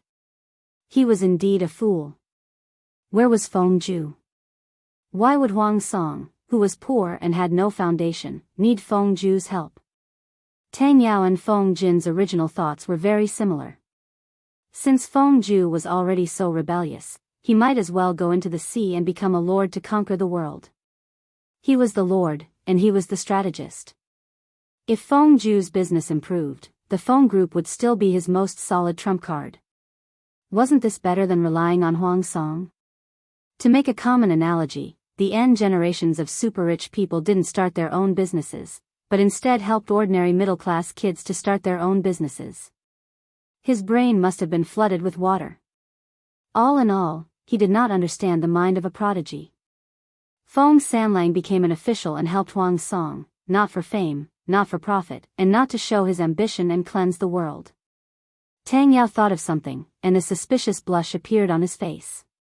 He deliberated and said, maybe he helped Huang Song for another reason? If Huang Song's army is defeated, Feng Sanlang's life will not be in danger, but he will be trapped in the middle of the wilderness. Perhaps that will be exactly what he wants. The more he said, the more Tang Yao believed in his own judgment. He rubbed his hands excitedly as if he had discovered a piece of gossip. What kind of eyesight did Master Yuanjing have? How could he not see through a student's imagination? According to Tang Yao's logic, Feng Ren did not beat his son, Feng Ju, to death because of his father's true love for his son. Feng Ju helped Huang Song wholeheartedly without asking for anything else. Maybe it was also some kind of true love? This kind of flawless logic is great. Master Yuanjing felt exhausted. He vaguely understood the real reason why Feng Ju helped Huang Song. Speaking of which, Feng Sanlang is quite similar to me when I was young, Tang Yao exclaimed and looked up at Yuanjing. Similar? Very similar, Master Yuanjing could not help but laugh. High talent, arrogant, and self-centered. It was precisely because there was no difficulty in learning anything that he came up with the idea that everyone else is stupid, but I'm the only smart one. On one hand, he felt that nothing in the world could be too difficult for him. On the other hand, he was tirelessly looking for things that could frustrate him. Naturally, this is also the reason why I set up the Tao of having students everywhere. He felt that he was too smart. He had to find something difficult to stump him, or else it would be too boring. Life was so long. Was he going to be bored and idle away his entire life? Dispirited my ass, let's get high. Of course, such Chinibu thoughts were something that only came to him when he was young. After years of accumulation and growth, Mr. Yuanjing really liked the feeling of teaching and educating people. He followed his own path seriously. Feng Zhu was most likely the same. Perhaps to Feng Sanlang, helping an impossible person to ascend the world is a very interesting thing. Master Yuanjing smiled bitterly and said, although I've never met him, Feng Sanlang made me feel like I was looking at my younger self. It was unknown if he had already found his own Tao, or if he was still blindly moving forward. If it's the former, he won't have any regrets even if he loses, right? Because he didn't know what he really wanted, he would not feel regret even if he lost it after wasting so many years. When Feng Zhu really matured and looked back, would he feel heartache and regret?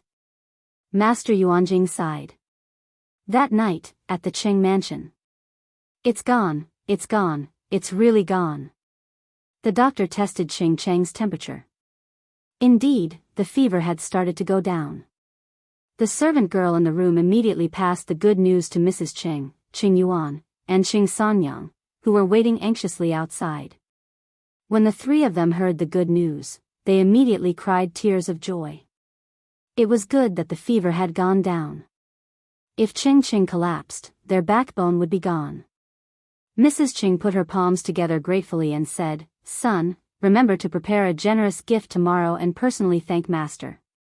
Qing Yuan nodded heavily with his eyes red. They endured for a few more hours. Dawn broke, and the first ray of sunlight broke through the clouds. He's awake, Master is awake. Good news came one after another. Mrs. Qing walked excitedly to Qing Cheng's bed with the help of her children. Wen Fu, Madame Cheng was very emotional. Tears welled up in her eyes and rolled down her cheeks. Qing felt his body heavy. He couldn't move his limbs. His eyelids were so heavy as if they were filled with lead water. He couldn't open his eyes no matter how hard he tried. When he was seriously ill, he still had some consciousness and could hear the sounds of the outside world. Hearing that his relatives were so worried about him, Qing Cheng's sorrow for losing his eldest son lessened a little. He opened his eyes with difficulty and flicked his fingers a few times. His blurry vision gradually became clear. He felt that he had been lying there for a long time. His body and bones were so numb that they didn't feel like his own. It took him a while to recover. Madam, Qing Cheng's eyes turned and fell on his second son and daughter who were kneeling at the side. His heart warmed. He was about to raise his hand, but before he could raise it too high, his wife held it tightly. Qing forced a weak smile. Your husband has woken up. This is a happy occasion. Don't cry. You guys should also persuade her. Crying too much will hurt her eyes. Qing Yuan and his sister went up to persuade Mrs. Qing. The family of four was surrounded by a warm atmosphere. There was a saying in the world that illness came like a landslide and went away like spinning silk. This saying was not suitable for Qing. The doctor felt his pulse and was surprised to find that Qing Cheng's body seemed to have no hidden dangers other than being a little weak. On the contrary, because of this serious illness, the stagnant qi of illness had been released from his body. He would recover after resting for a while. This is really strange. I've never heard of this before. The doctor sighed. Mrs. Cheng's heart skipped a beat. She told Qing about Yuan Jing's words. Sir is really straightforward. Qing looked surprised and said, Madam, you don't know this. When I was seriously ill, I faintly felt that my body was getting lighter and lighter. There seemed to be countless sounds in my ears. Not long after, I had a mysterious dream. There were only a few scenes in the dream, but the contents of the dream confirmed Sir's assertion. I lost 2 sons and a daughter, and even my wife died of illness. Mrs. Cheng's heart skipped a beat. She quickly grabbed Qing Cheng's hand. What should we do? Qing said, didn't Sir say that his fate has changed? Great misfortune has turned into great fortune. This is already a blessing from God. The death of his eldest son could not be saved, but Qing really did not want to lose his other 2 children. Mrs. Qing said, in the future, I will do more good deeds. I only hope that God will count this good karma on Sun Er's head. I hope that he will have no worries in his next life. Since such a mysterious thing had happened, Mrs. Cheng also believed in the words of accumulating good deeds. Ching said, "Yes, your husband will be with you." He held his wife in his arms. The husband and wife remained silent. Ching thought about more things in his heart, which strengthened his belief. What he was doing now was beneficial to the people's wisdom. If he really succeeded, would it not be a good deed that would be passed down for generations?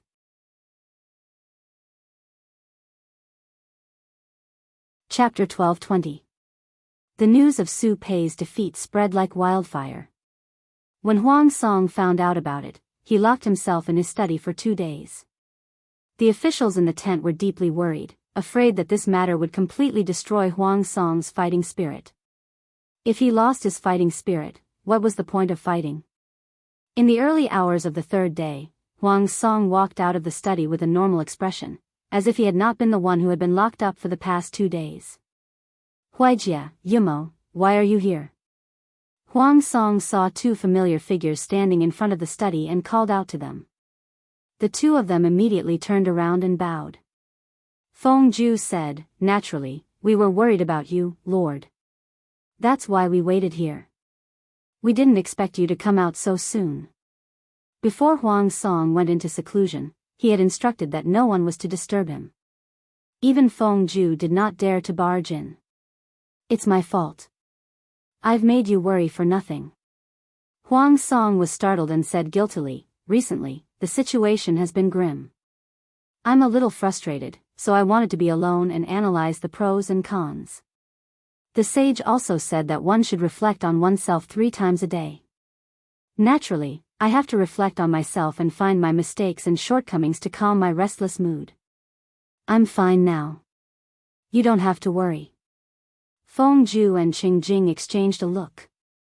They had thought that Huang Song had been affected by Su Pei's death.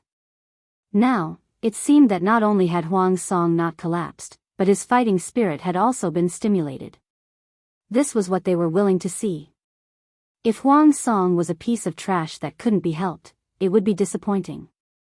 Qing Jing gave Feng Ju a look, and the latter understood. Feng Ju could ask some offensive questions, but Qing Jing could not.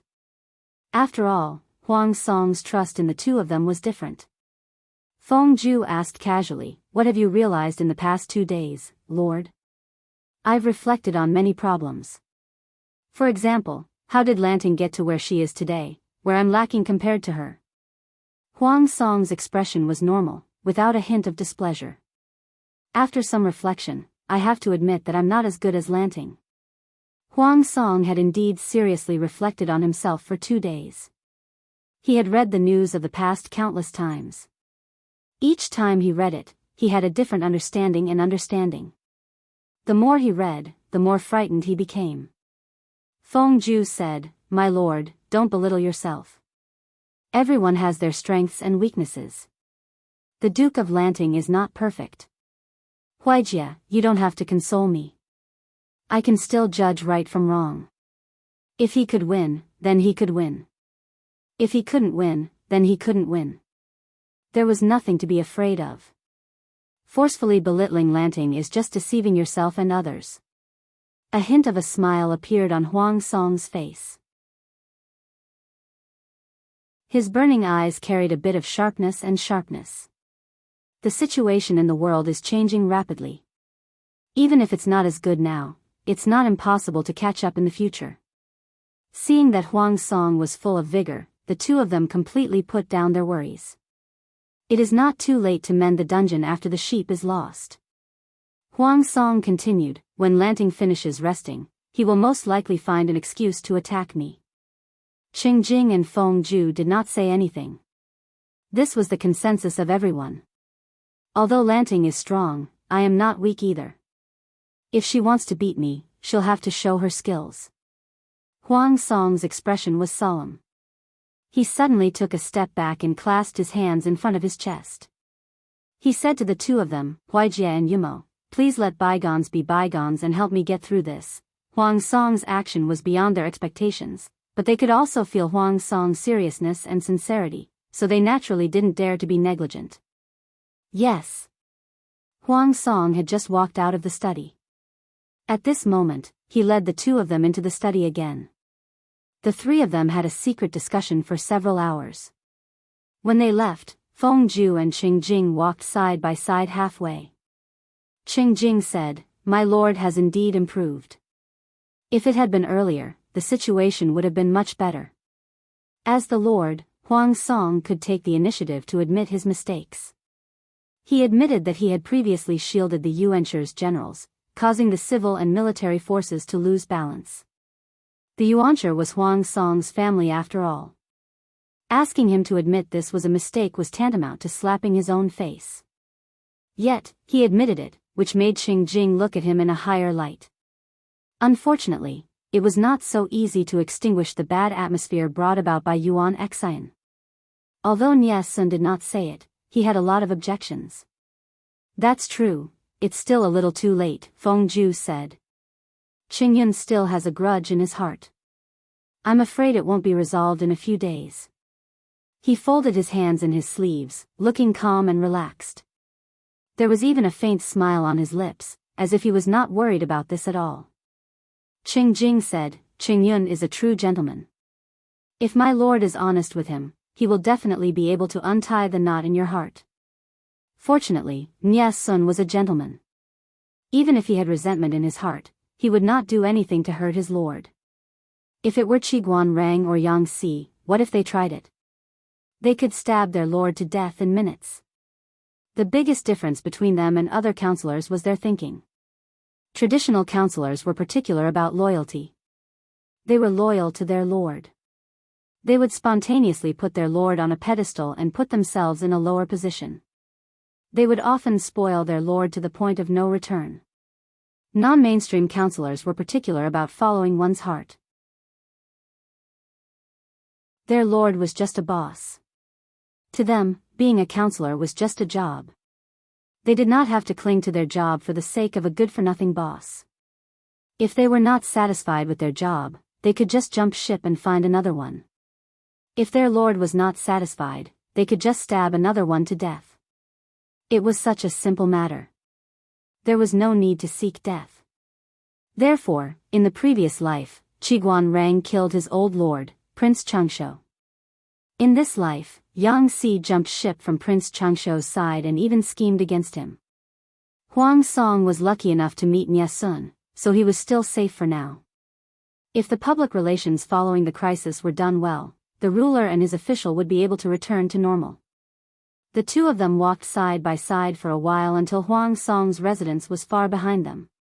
There was no one around. Qing Jing asked, "Lu Shi is coming in full force. I'm afraid he won't be easy to deal with." Feng Ju tilted his head and smiled faintly, but his eyes were cold. If Lu Shi is easy to deal with, the Tsing-Yi army, the Red Lotus Group, the northern borderline, the Meng family of Zhangzhou, and Su Bei from Zhe County, they lost too unjustly. This person could successively defeat his enemies and achieve victory. He rose to power by stepping on the corpses of thousands of enemies. How could he be easy to deal with? What made Feng Ju even more frustrated was another matter. He had not heard any news of the Feng family's official counselors taking sides. The Feng family's disciples stayed in Shangyang County peacefully. What did this mean? Either the Feng family felt that the situation in the world was still unclear and that it was not a good time to choose a side. Or the Feng family had already made a decision, so they had not made any moves. If it was the former, Feng Ju was not worried. If it was the latter, it meant that the Feng family thought highly of Jiang Pengji. That was why no one from the Feng family became an official. It was because Jiang Pengji already had Feng Jin, who was of noble birth. If another person from the Feng family came under her banner, it would inevitably give Jiang Pengji, who had a strong personality, the misconception that the Feng family wanted to infiltrate and seize power. It would be detrimental to the interests of the family. The aristocratic families had different ways of dealing with different feudal lords. If it was a lord with a strong personality and was arbitrary, the aristocratic families would take the initiative to avoid her and maintain a safe distance.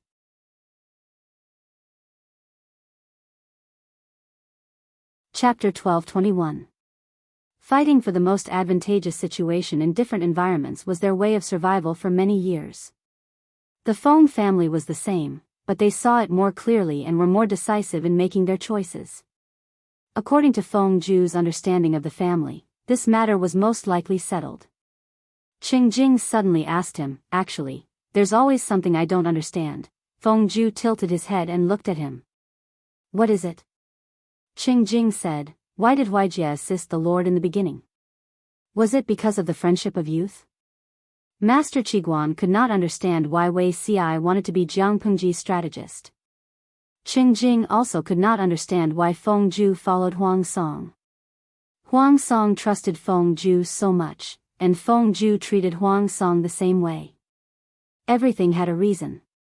Everything had a reason, didn't it? Feng Zhu was speechless in his heart. Friendship of youth? It shouldn't be considered. When Feng Jin brought the pregnant Wei Jingxian to Shangjing as a hostage, Feng Zhu, the mischievous child, also followed them.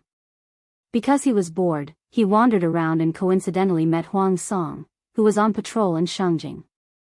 He helped Feng Zhu out of trouble and they got to know each other. Up until the earthquake in Shangjing, Feng Zhu had only known Huang Song for 3 to 4 months.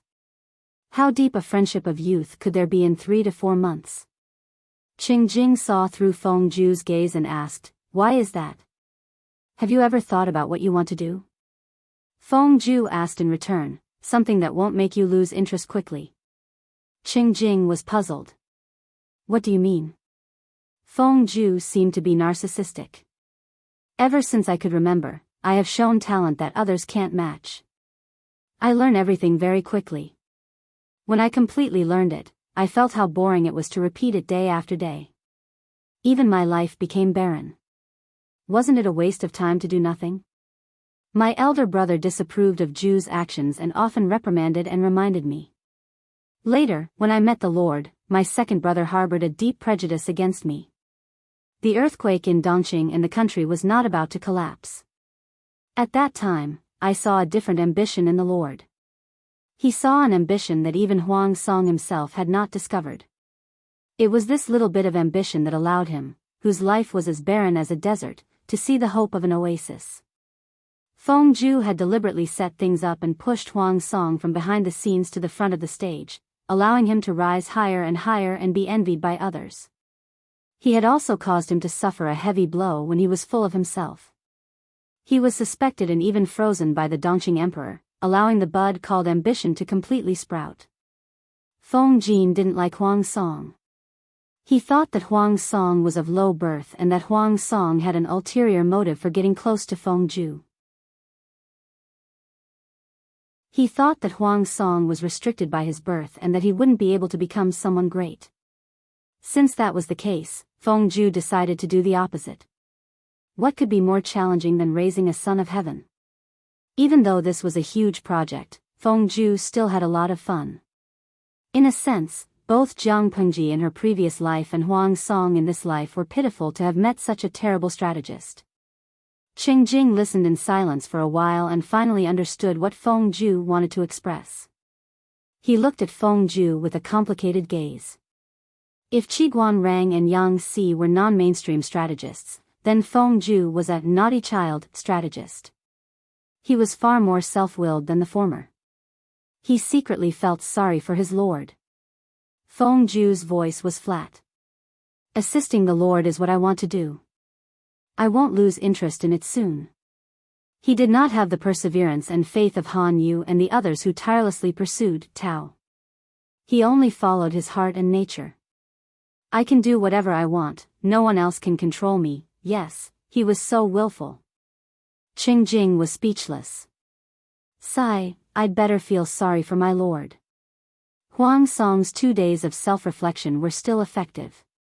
It was definitely not as simple as what he said. Instead, he seriously put it into practice. However, the disharmony between the civil and military officials was already very serious. It was not something that could be resolved with a few words. It still needed a heavy dose of medicine. Huang Song deeply understood the contradictions among the people and complained incessantly. The tears that flowed from his eyes were all the water that had poured into his brain back then. The crux of the problem of the disharmony between the civil and military officials still lay with Huang Song.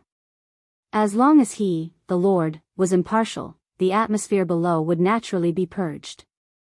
For this reason, Huang Song specially created a public relations crisis.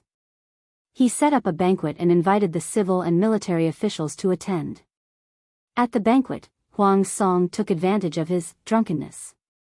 His eyes were red, and he bitterly reflected on his mistakes. At the same time, he played the sad card, creating a sad atmosphere of being surrounded by strong enemies and hidden dangers within. He did not criticize others. Instead, he blamed himself and took all the blame that did not belong to him. Everyone in the tent blushed when they heard this and began to reflect on themselves. Huang Song was also an award-winning actor. He sang, recited, acted, and performed a set of punches. The effect was better than expected. After that, he repeatedly beat them, and the atmosphere was refreshed.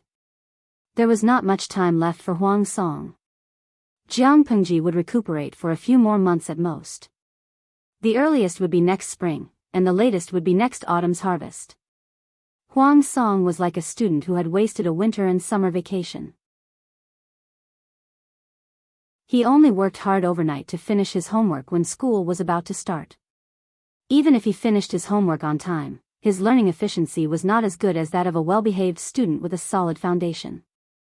As the most powerful vassal in Dongqing, Jianghu's every move would inevitably attract the attention of her neighbors.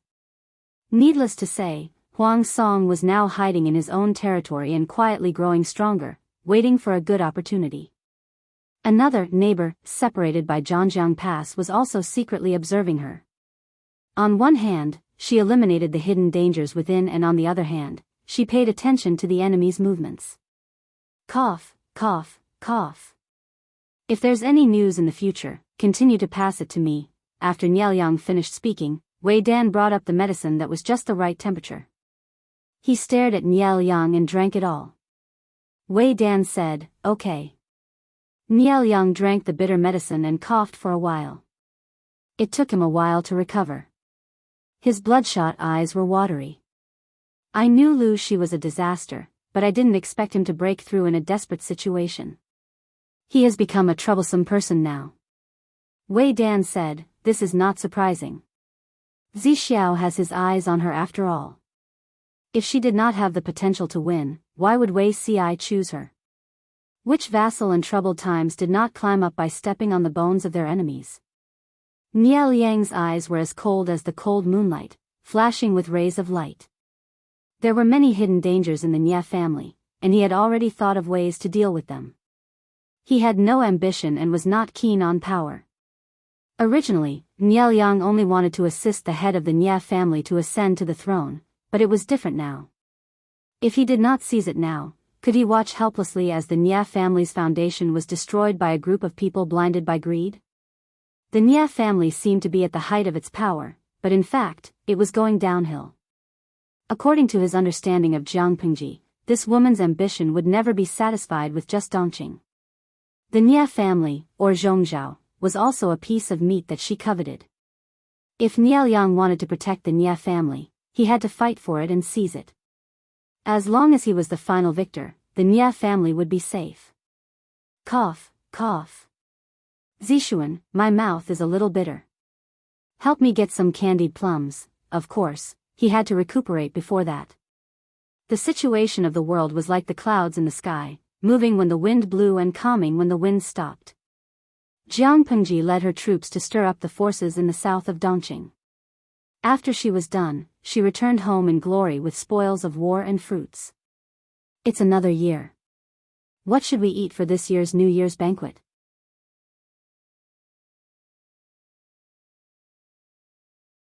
Chapter 12:22.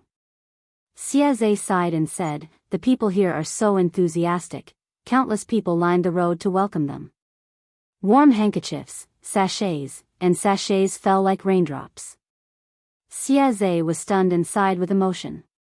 He was young, strong, and had a strong recovery ability. His heavy injury was almost healed, and now he was full of vigor again. Although he was a surrendered general, Jianghu didn't give him any special treatment. The other people didn't know which general was which. They would throw sachets and handkerchiefs to whoever was wearing powerful armor, who was good-looking, and who had an extraordinary temperament. Xiaozhe relied on his beautiful face that was gifted by his parents to swindle a lot of sachets and colorful handkerchiefs. His popularity was not much lower than Li Yun's. Tut, this cruel world that was heartless and only cared about looks. Seeing that this group of young people was so impressive and popular, Yang Si felt sour in his heart. Thinking back to those years, he was also flushed with success and was the ideal husband in the hearts of countless beautiful ladies. Yang Si twirled his neatly trimmed beard and showed some sadness on his face. Wenbin, do you think I'm really old?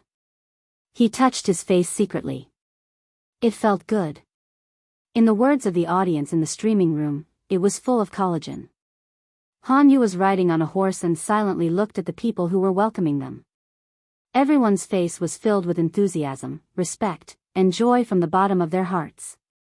It reminded him of when he was young, when the emperor of Dongqing went out to worship the heavens, and the government runners forced the people to come out to cheer and kneel to welcome the emperor. When he compared the memory of his youth with the scene in front of him, he could immediately tell which one was real. Before he could recover from his memories, a few yellow sachets were thrown at him in a daze. Looking in the direction of the flying traces, he saw a few pretty girls boldly expressing their love to him. Han Yu blushed. Yang Si happened to disturb him again, and Han Yu got rid of the awkward atmosphere. Han Yu said bluntly, "Do you think you are very young?" If Yang Si was a few years older, he would be old enough to be a grandfather. Men are 31 flowers. Of course, I am young. Although Yang Si's age could be rounded up to 4, he looked like he was in his early 30s just by looking at his appearance. Han Yu glanced at Li Yun, Xiaozhe, and the other little fresh meats, who had received so many flowers that their hands were sore. He then looked at the old bacon, Yang Si, and smiled without saying a word. Yang Si, ********, it was one thing for Han Yu to crush the two armies, but now that they were on the same side, why was Han Yu still against him? Yang Si had an ominous premonition. Could it be that he wouldn't be able to turn things around in the future? The cheers of the people were like a tsunami. Han Yu looked at her back and tightened his grip on the reins. In a trance, he seemed to see the other party wearing a dragon robe, walking up the stairs step by step. Perhaps, she was the final destination. Han Yu smiled faintly. He seemed to be influenced by the enthusiasm of the people around him, and his mood became more and more joyful. Feng Zhen, Feng Jin, and the others had been waiting for a long time. Each of them craned their necks, waiting for the army to appear. He's here, my lord, and the others are back." Seeing the commotion in the crowd from afar, the long-awaited army slowly appeared in sight. The second floor of the streets on both sides of the street was filled with onlookers. Most of them had only heard of Jiang Pengji's name, but they had never seen her in person. No matter how famous she was in the outside world, if they didn't see her with their own eyes, it would be unrealistic. Is the woman leading the army the Duke of Lanting? A certain scholar tried hard to control his manners. He couldn't be like those ordinary people who leaned against the window and stretched half of his body out, but he couldn't help but stretch his neck. After taking a look, he said, "She's indeed not an ordinary woman." Jiang Pengji was wearing the improved clothes for women. She looked crisp and elegant, and she would definitely become a fashion vane in Wanzhou. If she's an ordinary woman, what would Su Bei from Zhe County be? Another scholar said with a smile, "I thought the Duke of Lanting would be a strong and sturdy woman with dark skin like a boar." Looking at her now, it seems that although her appearance isn't stunning, it's not bad either. Many people had heard of Jiang Pengji's deeds. An image of a strong and sturdy man appeared in their minds. Who would have thought that she would be considered a beauty? I heard that the Duke of Lanting hasn't gotten married yet. I wonder what kind of man would be able to catch her eye. It can't be you or me. That's strange. Why hasn't the Duke of Lanting gotten married yet? Her knees are so shabby that it makes people anxious. Yes, yes, anxious. Wei Si's policy of public opinion was still useful. The school of novels had also flourished in the past few years. There were storytellers on the streets and alleys, in restaurants and tea houses. Every day, people would bring small stools to listen to the stories. In the past few years, the territory under her rule was filled with brainless fans who sang praises of Jianghu. Even though many scholars were quite critical of her identity as a woman, after staying in Wanzhou for a long time, they were unknowingly brainwashed. Before coming to Wanzhou, this was what they thought. She was just a woman. She could be glorious for a lifetime, but she would eventually marry, have children, and retire. After coming to Wanzhou, this was what they thought. How could my Duke of Lanting be so handsome, so beautiful, so wise, so powerful, so unparalleled in the world? They were frantically cheering for the Duke of Lanting. A new scholar who had just arrived opened his mouth. Maybe she has some unspeakable illness? Besides, which man would want such a rebellious woman? As soon as he finished speaking, he attracted a dozen unfriendly gazes from the tea house. Someone retorted and mocked, "What a joke. A great hero like the Duke of Lanting should have carefully selected the best in the world. There are countless men and women in Wanzhou who are waiting for her favor. You are all frogs in a well. What you said just now is really hilarious." The new scholar's face turned green and white. He couldn't stay any longer, so he simply flicked his sleeves and left. When he went downstairs, he saw a few figures in blue and white holding onto the handrails as they went up to a private room on the second floor. Wow, so impressive. Sun Lan was wearing the blue and white school uniform of the Golden Scale Academy. She had 2 blue bags slung across her shoulders. There were a few books in the bags. According to normal times, they should still be in class at the Golden Scale Academy. However, the children wanted to see the world, so they begged their parents to apply for an hour's leave from the academy and came to watch the fun. Sun Lan and Qiguan Jinghui used both hands to lean against the window. They widened their eyes and carefully searched for their target. "Jinghui, that's Uncle Qiguan." Sun Lan's eyes were bright, and he immediately found his target. Qiguan Jinghui looked in the direction he was pointing, and her eyes suddenly lit up. "Daddy, Daddy," she called out in the direction of the crowd, but the cheers around her were too loud and completely drowned out her voice. Seeing this, Qiguan Jinghui pouted. Sun Lan raised a hand and patted her shoulder. "You'll see Uncle later. Jinghui, don't be disappointed or sad."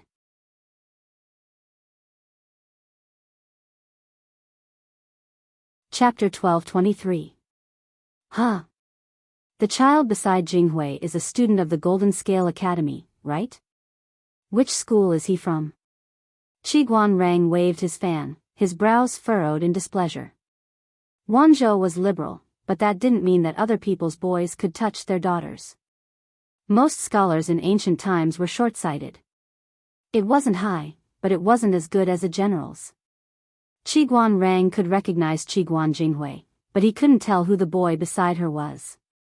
Lian glanced at him and said, "Master Sun's grandson is called Sun Lan." He still remembered that Sun Lan was an introverted and shy boy, but now he was much more outgoing. Sun Zidao's grandson? So it's him. When Jiang Pengji sent troops to Mengzhan, Qiguan Rang was in charge of Chongzhou and assisted Sun Wen in governing Beizhou, Beijiang. He often heard Sun Wen talk about his grandson, so he had an impression of him. Lian smiled and said, "The children have a good relationship." The parents' generation had a good relationship, so they naturally hoped that the next generation would get along well.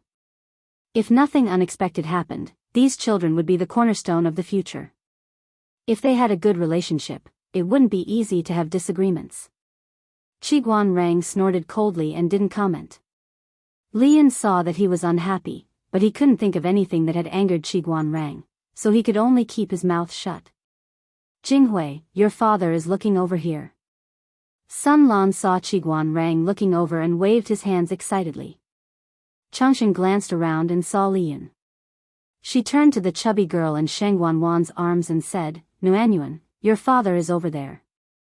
The chubby girl was Lian's eldest daughter. She was named Lin Wan, and her nickname was Nuanyuan. She lived up to her name. She was always smiling and would laugh at whoever teased her. Her smile was warm and clean, and she rarely cried. Changsheng and the others liked her very much when they first saw her. Nuanyuan was at the age where she liked to babble. The first word she learned was father. Hearing the familiar pronunciation, she immediately turned to look at Changsheng. She smiled, revealing her red gums and 2 or 3 white teeth. Father. Father. Sheng Wanwan tapped the tip of Nuanyuan's nose with her finger and said, Daddy will be able to see it when he comes back. The window isn't high, so it's not safe to approach it. Changsheng's children were not tall, so they would be fine if they leaned against the window. However, it would be different if she carried Nuanyuan close to the window. Nuanyuan did not know what Sheng Wanwan was talking about. Instead, she opened her mouth and sucked on Sheng Wanwan's fingertip. The atmosphere in the private room was harmonious and relaxed, but the atmosphere outside was still high. Master, Jiang Pengji got off the horse and threw the reins to the soldiers. Feng Jin and Feng Zhen, who had been waiting for a long time, went forward to welcome her. Qing Yuan was also there, but his cheeks were thinner than before, and his chin was sharper. Thank you for your hard work. Jiang Pengji raised her hands and helped them up. It's not hard at all. It's part of my duty to share my lord's burden. It was not a place for them to chat and reminisce about the past. Jiang Pengji returned to the manor and sent people to disperse the people who had gathered together in an orderly manner. Because they were tired from the long journey, Jiang Pengji considerately asked everyone to go back to the manor and rest for a while. The rest of the matters could be discussed the next day. Han Yu and Xie Zhe were both newly surrendered. It was reasonable to say that they had no property in Wanzhou. However, Jiang Pengji had already sent people to bring their families to Wanzhou in advance. The manor and residences had already been prepared. Xie Zhe returned to the manor under the guidance of a servant.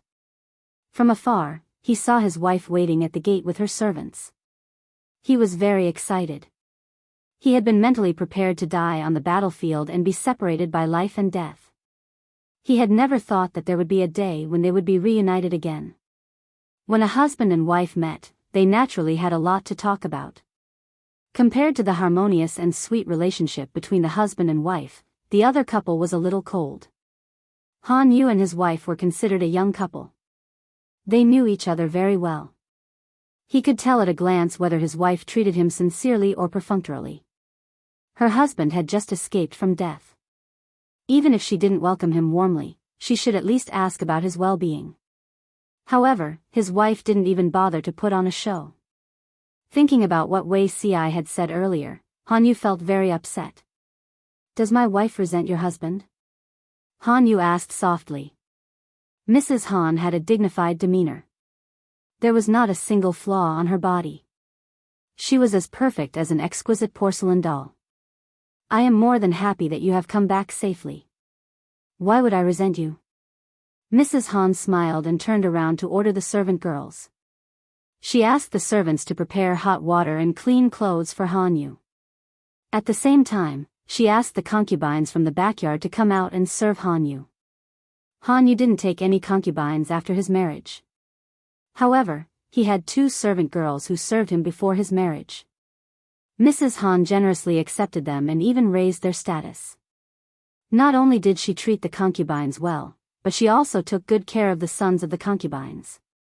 They were so perfect that there was no fault to be found. Seeing this, Han Yu could only sigh. My wife, why don't we have a talk? Han Yu said.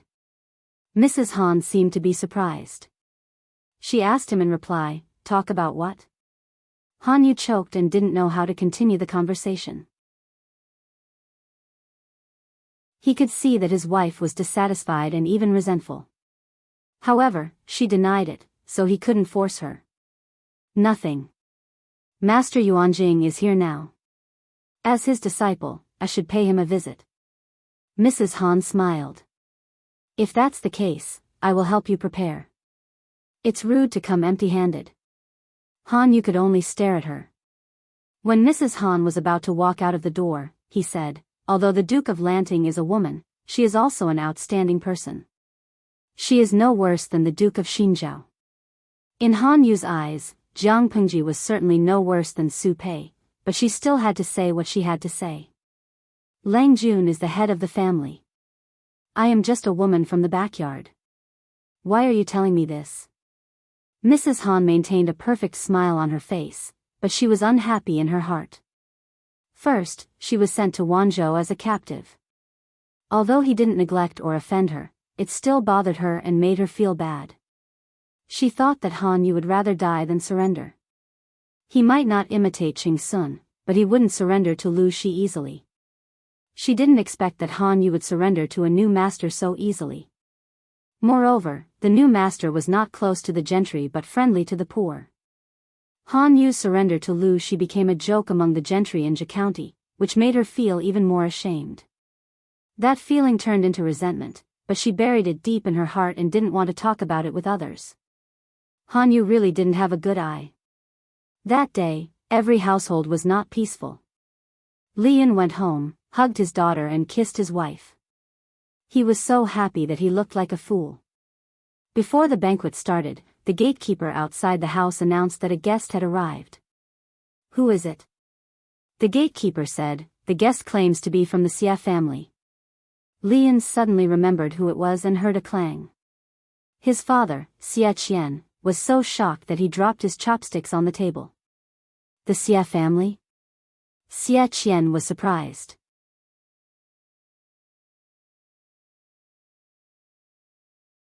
Chapter 12:24. Xia Zhe solemnly asked his wife to prepare a generous gift and brought his family to visit. However, he came at a bad time. Li Yun's family had just finished their meal. It wasn't that Xia Zhe didn't understand etiquette, but Li Yun's family accommodated Sheng Wan and their precious Lin Wan, who worked in the government office, during mealtime. Xia Zhe told his wife about eldest uncle Xia Qian. His wife was also shocked. Although Xia Qian was from the previous generation, his position in the Xia family was special. After his accident, his courtyard in the Xia manor was sealed and no one had the right to live in it. It was a courtyard with excellent feng shui. When Xia Zhe's wife married, she asked about it out of curiosity and found out about Xia Qian. Lang Jun, is that really eldest uncle? Madame Xia Zhe sat by his side and waited. Her gentle black eyes carried a tinge of surprise. I heard from the old servant that first uncle had already. This is Commandant Li Yun's mansion. How could first uncle be here? Although Xia Zhe brought her to see Xia Qian and his respect warmed her heart, she was afraid that her husband would be deceived. Xia Zhe had just surrendered and needed to bide his time. Ever since Xia Zhe's wife arrived in Wanzhou, she had been living in the backyard and didn't dare to move around casually. She was afraid that she would accidentally anger the original nobles in Wanzhou. In the end, not only did she not help her husband, she even dragged him down. Xia Zhe raised his hand and patted the back of her hand to comfort her. I have confirmed that Han Mei's biological father is eldest uncle, Xia Zhe said. Although eldest uncle has been removed from the Xia family, his bloodline can't be severed. As juniors, we naturally have to take the initiative to visit. We can't forget basic etiquette in front of uncle. Xia Zhe comforted his wife, but his heart was beating like a drum. He was so nervous that his palms were sweating. His hearing was excellent and he acutely heard light footsteps approaching from afar. Martial artists all had the ability to lift their qi and lighten their bodies. Therefore, the higher their level of cultivation, the lighter their footsteps and the more stable their lower body. If it were an ordinary person, their footsteps would be heavy, loud, and deep. Xia Zhe had a vague guess and stared unblinkingly in the direction of the sound. Not long after, a scholarly man dressed in a dark green robe entered his line of sight. This person's appearance was somewhat similar to Li Yun's. However, Li Yun had been on expeditions all year round, so there was always a bloodthirsty and sharp aura around him, along with a hot-bloodedness that could not be ignored. This middle-aged man, however, was different. His elegant bearing gave people a favorable impression. His brows were gentle, and his facial features were even more refined and elegant. If it wasn't for his lower body being stable and breathing, Xiaze would have thought. Eldest uncle? It's really eldest uncle. Xiaze was dumbfounded. It took him a while to recover and solemnly bowed. Seeing this, Xiaze's wife also bowed in respect. Xia Qian frowned at the young couple and got up to help them up. There are no outsiders here, there's no need to do this. Xia smile. Xia. Uncle, Xiaze smiled. This is the first time I brought a relative to see you. I can't miss out on this gift. Even if they were a family, they couldn't be rude. Xia Qian said, I heard from Hanmei that you're second brother's fifth son. I haven't seen you for a few years and you've grown up. Xiaze said, eldest uncle, you can call me Yuangue. Yuangue? Xia Qian's expression froze. Your father gave you this name? Zhe. It had rules and a role model. It was a good name, but when read, it was such a coincidence. Yes, father gave it. He even said that it took him a long time to choose. If eldest uncle was still here, with his literary talent, he wouldn't have to go through so much trouble. Xiaze didn't realize what was wrong until he realized it. He asked Xia Qian anxiously, eldest uncle, is there something wrong with this name? Or did I accidentally offend someone's taboo? Xia Qian smiled. There's nothing wrong with it. It's just that the pronunciation is misleading. Xiaze didn't understand. Xia Qian didn't tease Xiaze. As soon as he saw Xiaze, he knew that he was a straightforward person like many of the Xies. Honest people were also innocent. It was better not to bully them. There's an object in the carpentry workshop called a compass. It's the word for circle and the word for regulation. It's used to make things and seems to be an indispensable tool in the carpentry workshop. I only heard about it recently and may have misunderstood it. I hope you won't hold it against me. With that, Xiaze understood. So his name and tool had been pronounced with the same pronunciation. He was a broad-minded person. There were many people in the world with the same name or character. It wasn't a big deal. Little did he know that Xiaze's character had made him the most famous general of this era. Students couldn't memorize famous people in history, but when compass was mentioned, they couldn't help but think of Xiaze. Xiaze said, if I can make uncle happy, it doesn't matter if I misunderstood. Xia Qian smiled gently at him. As expected of a direct descendant of the Xies, he always liked to play straight and didn't know how to beat around the bush. Although he had given up on returning to the clan, he couldn't remain indifferent when he met the Xies descendants many years later. He asked about his relatives with concern, and Xiaze answered them one by one. Before Xia Qian could sigh, a meatball suddenly rolled in from outside. Grandpa, Nuanyuan. Xia Qian, who had a granddaughter complex, was so scared that his voice changed. The servant who was serving Nuanyuan followed behind. Seeing her face down on the ground, she was scared out of her wits. Probably because she had more fat on her body, the fall didn't hurt. Nuanyuan propped herself up with her arms and shook her little head, as if trying to wake herself up. She refused the maid's help and slowly climbed up. Her body swayed like a plump penguin as she moved toward Xia Qian. Xia Qian was already in front of her. She stretched out her arms to hold his legs. After she steadied herself, she stretched out her right hand and opened her little claws. In her palm lay a very, very small pig-head snack that she had squeezed until it was deformed. Grandpa, eat. Nuanyuan wasn't fluent in speech. She only knew a few words. Although she was young, she had inherited her father's straightforward and generous personality. She loved to share with others. If she thought something was delicious, she liked to leave a portion to share with her mother or grandfather. As for Li Yun, after being away for so long, Nuanyuan, who was only a little over a year old at the time, had no impression of him. Her ability to call him daddy was taught well by her relatives and servants. Li Nuanyuan was good-looking. She looked a little like Li Yun and Sheng Wanwan, but more like her grandmother, Wang Huiyun.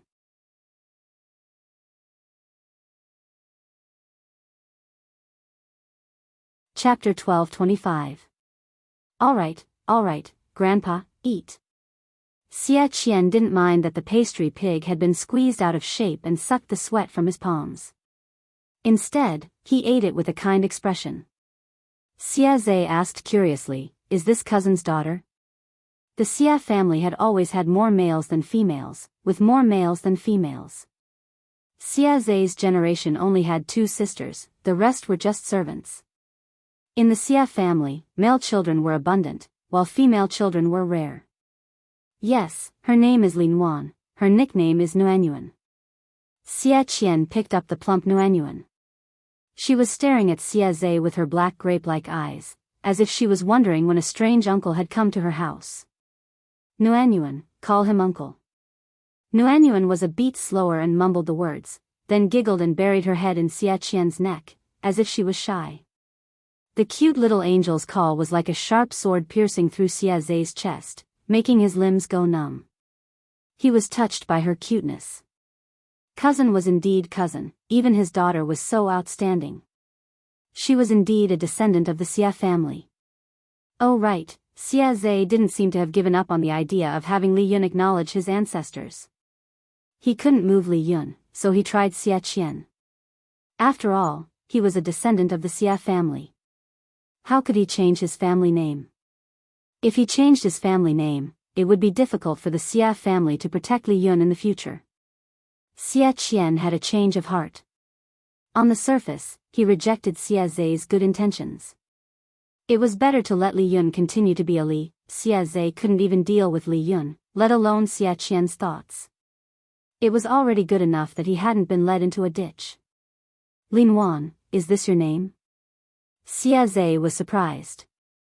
Men often named themselves with a single character, using a double character as a base. Women used a double character, avoiding a single character. Of course, this was only for those who were particular about it.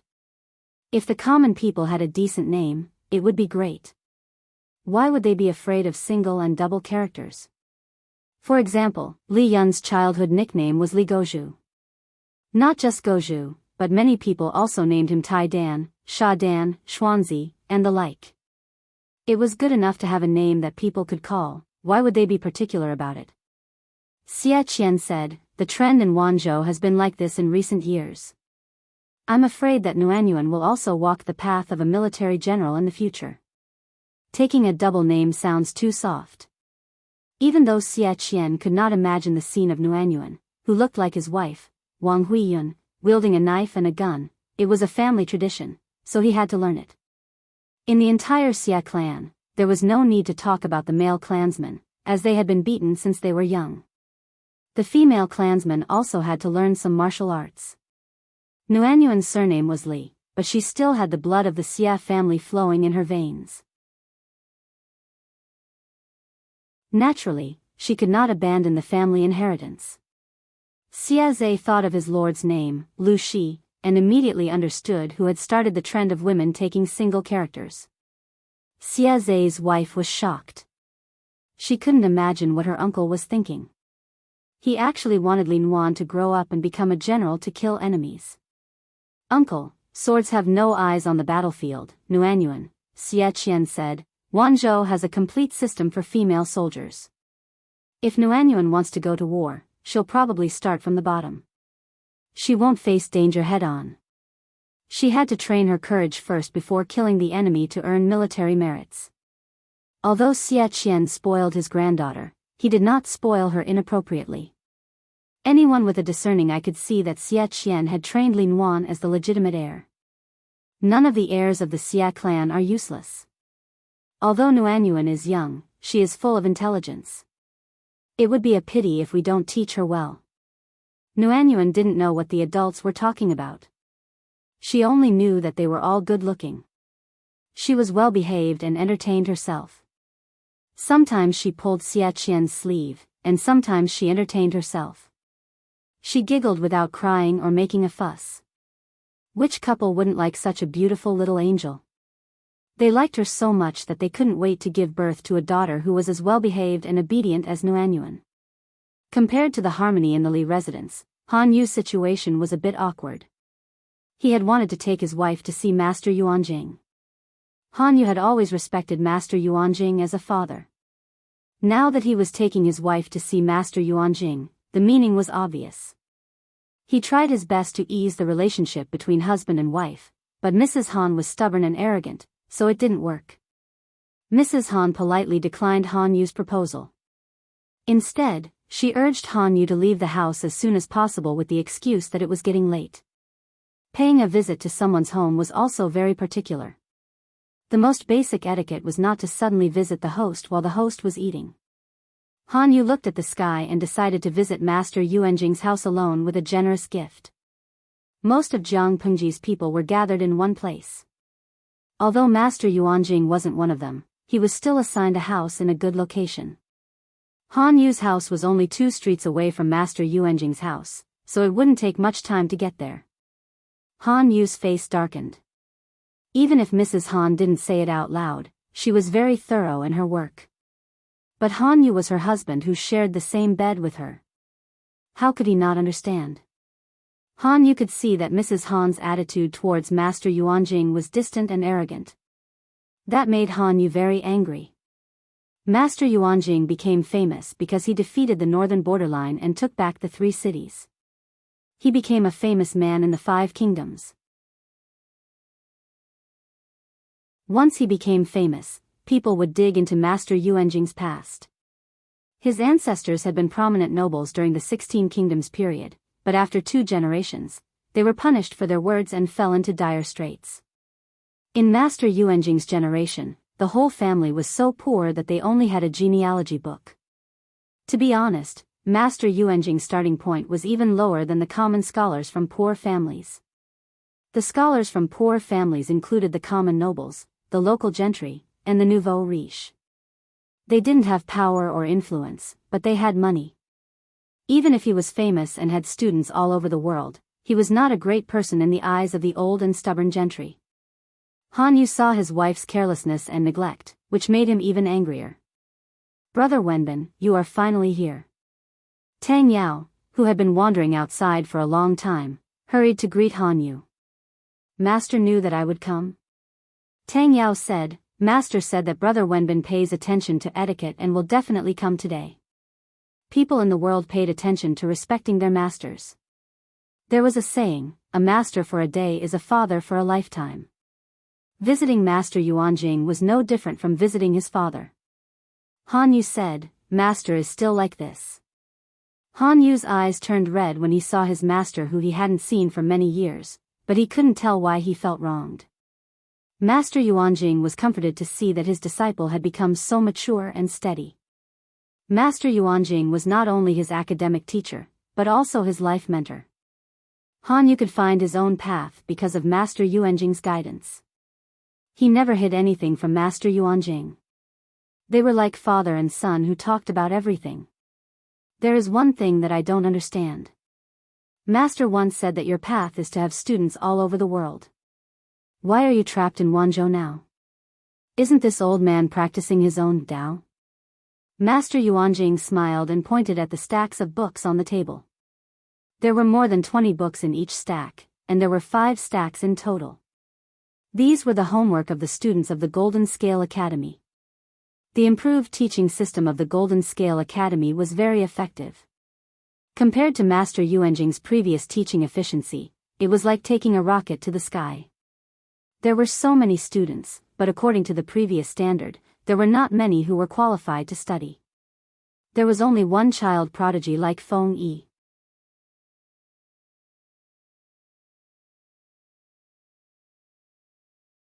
Chapter 12:26. Han Yu asked for Master Yuanjing's permission. He took a few books and read them carefully. The more he read, the more shocked he became. "This," Master Yuanjing sighed. "I admire the sage's education without discrimination and teaching students in accordance with their aptitudes. I've been vigilant for many years and I dare not slack off. But I'm weak and my energy is limited. Even if I'm ambitious, I'm still not as good as the sage. Master Yuanjing advocated education for all. What did education without discrimination mean?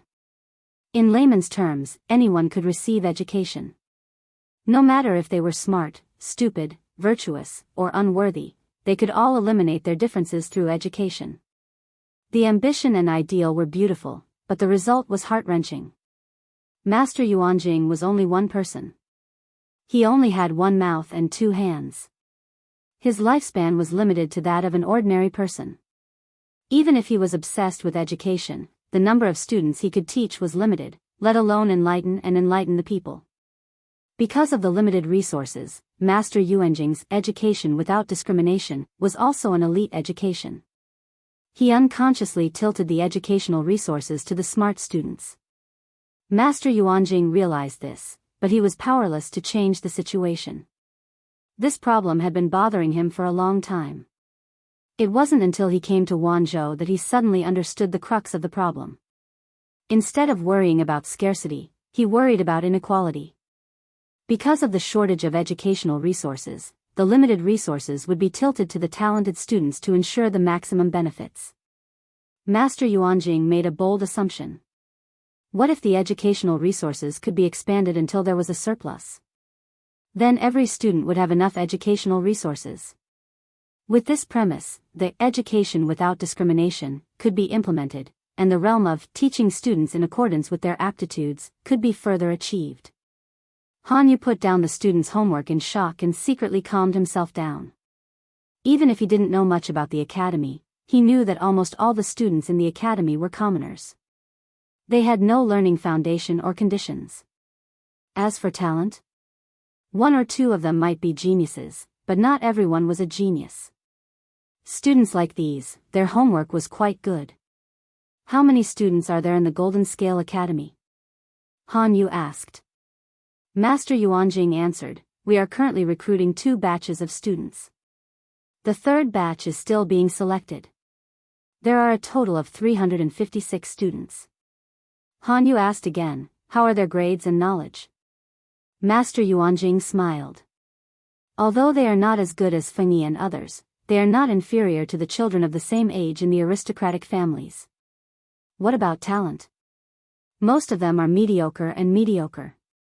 Their only virtue is being diligent and eager to learn. Han Yu could not help but gasp when he heard that. How long had the Golden Scale Academy been established? He had already accepted 2 batches of students, a total of 356 people. Their learning speed and depth were not the slightest bit inferior to their peers who were studying in the Landaning household school. This was very frightening. These students had started learning so late, their foundations were so weak, and their talents were at the level of an ordinary person. Even if they were to hang themselves from a beam, it would still be very difficult for them to catch up with the learning speed of the aristocratic families. One had to know that most of the children of landowning households started studying at the age of 3. The students of the Golden Scale Academy were 4 to 5 years behind them. They were 4 to 5 years behind, but they could barely catch up. Wasn't that terrifying? If it wasn't a problem of talent, then it was a problem of learning methods and the education system. Han Yu spotted the core with his sharp eyes. What was the purpose of this Golden Scale Academy? He could not help but ask the question in his heart. Master Yuanjing smiled but did not speak. He stood up and took out an unusually heavy booklet. The booklet was as thick as a knuckle, and the xian paper was filled with words. They were all Master Yuanjing's handwriting. Some of the words were neat, some were more random, and some were scribbled. They must have been written in a hurry. Han Yu flipped through the booklet carefully. He found that the booklet could be called the History of the Growth of the Golden Scale Academy. Every step of the reform was recorded in detail. The students were divided into classes according to their age and learning progress. The learning content was also systematically classified into subjects. The students' daily time was planned in detail. Different classes would learn different subjects at the same time, making perfect use of the master's teaching time. The content of the students' learning was also from shallow to deep. What was even more amazing was the new rhymes of Chinese, which greatly lowered the threshold of learning. Although the educational task was heavy, it was indeed clearer than the landowning household school. The learning efficiency of the two could not be compared. Any landowning household with a profound background had a special family school for the children of the family to study. However, it was only open to the same clan. As long as one was a member of the family, he or she could enjoy the educational resources. The family school sounded like a high-end thing, but in fact, it was not much different from a private school. A group of students of the same clan stayed together, regardless of age or learning progress. The master taught them in a unified way, and occasionally gave them one-on-one guidance. As a result, the students who learned fast were slowed down, and the students who had a weak foundation could not keep up with the learning progress. Naturally, their learning efficiency was not high. The landowning households who had the resources could not go to the family school. They could directly invite the great scholars or famous scholars to come to their homes for one-on-one teaching. By doing so, the learning efficiency, quality, and progress were all guaranteed, but the educational resources were wasted. A master could have taught more students, but the resources were all enjoyed by one student, who could not take care of others. Was that not a waste? That was the ineffective overflow of educational resources. The booklet written by Master Yuanjing was called an essay, but it was more like a brand new, well-organized system. The teaching resources and the students were balanced as much as possible to ensure the learning efficiency, quality, and progress of the students while benefiting more students. Han Yu flipped through the booklet. Following the content, he witnessed the system of the Golden Scale Academy from scratch, and it was gradually perfected and reasonable. Master Yuanjing did not rely on his imagination or his idealized imagination to perfect this system.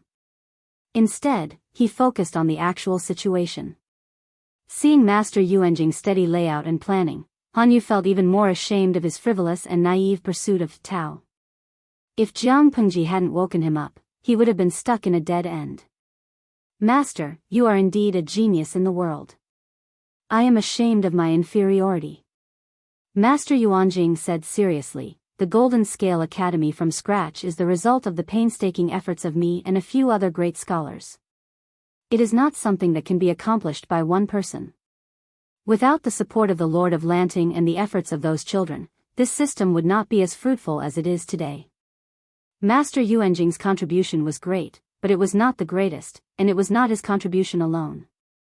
Han Yu knew that he had made a slip of the tongue, so he immediately apologized solemnly. Master, do you think highly of the Lord? Han Yu noticed that Master Yuanjing addressed Jiang Pengji respectfully.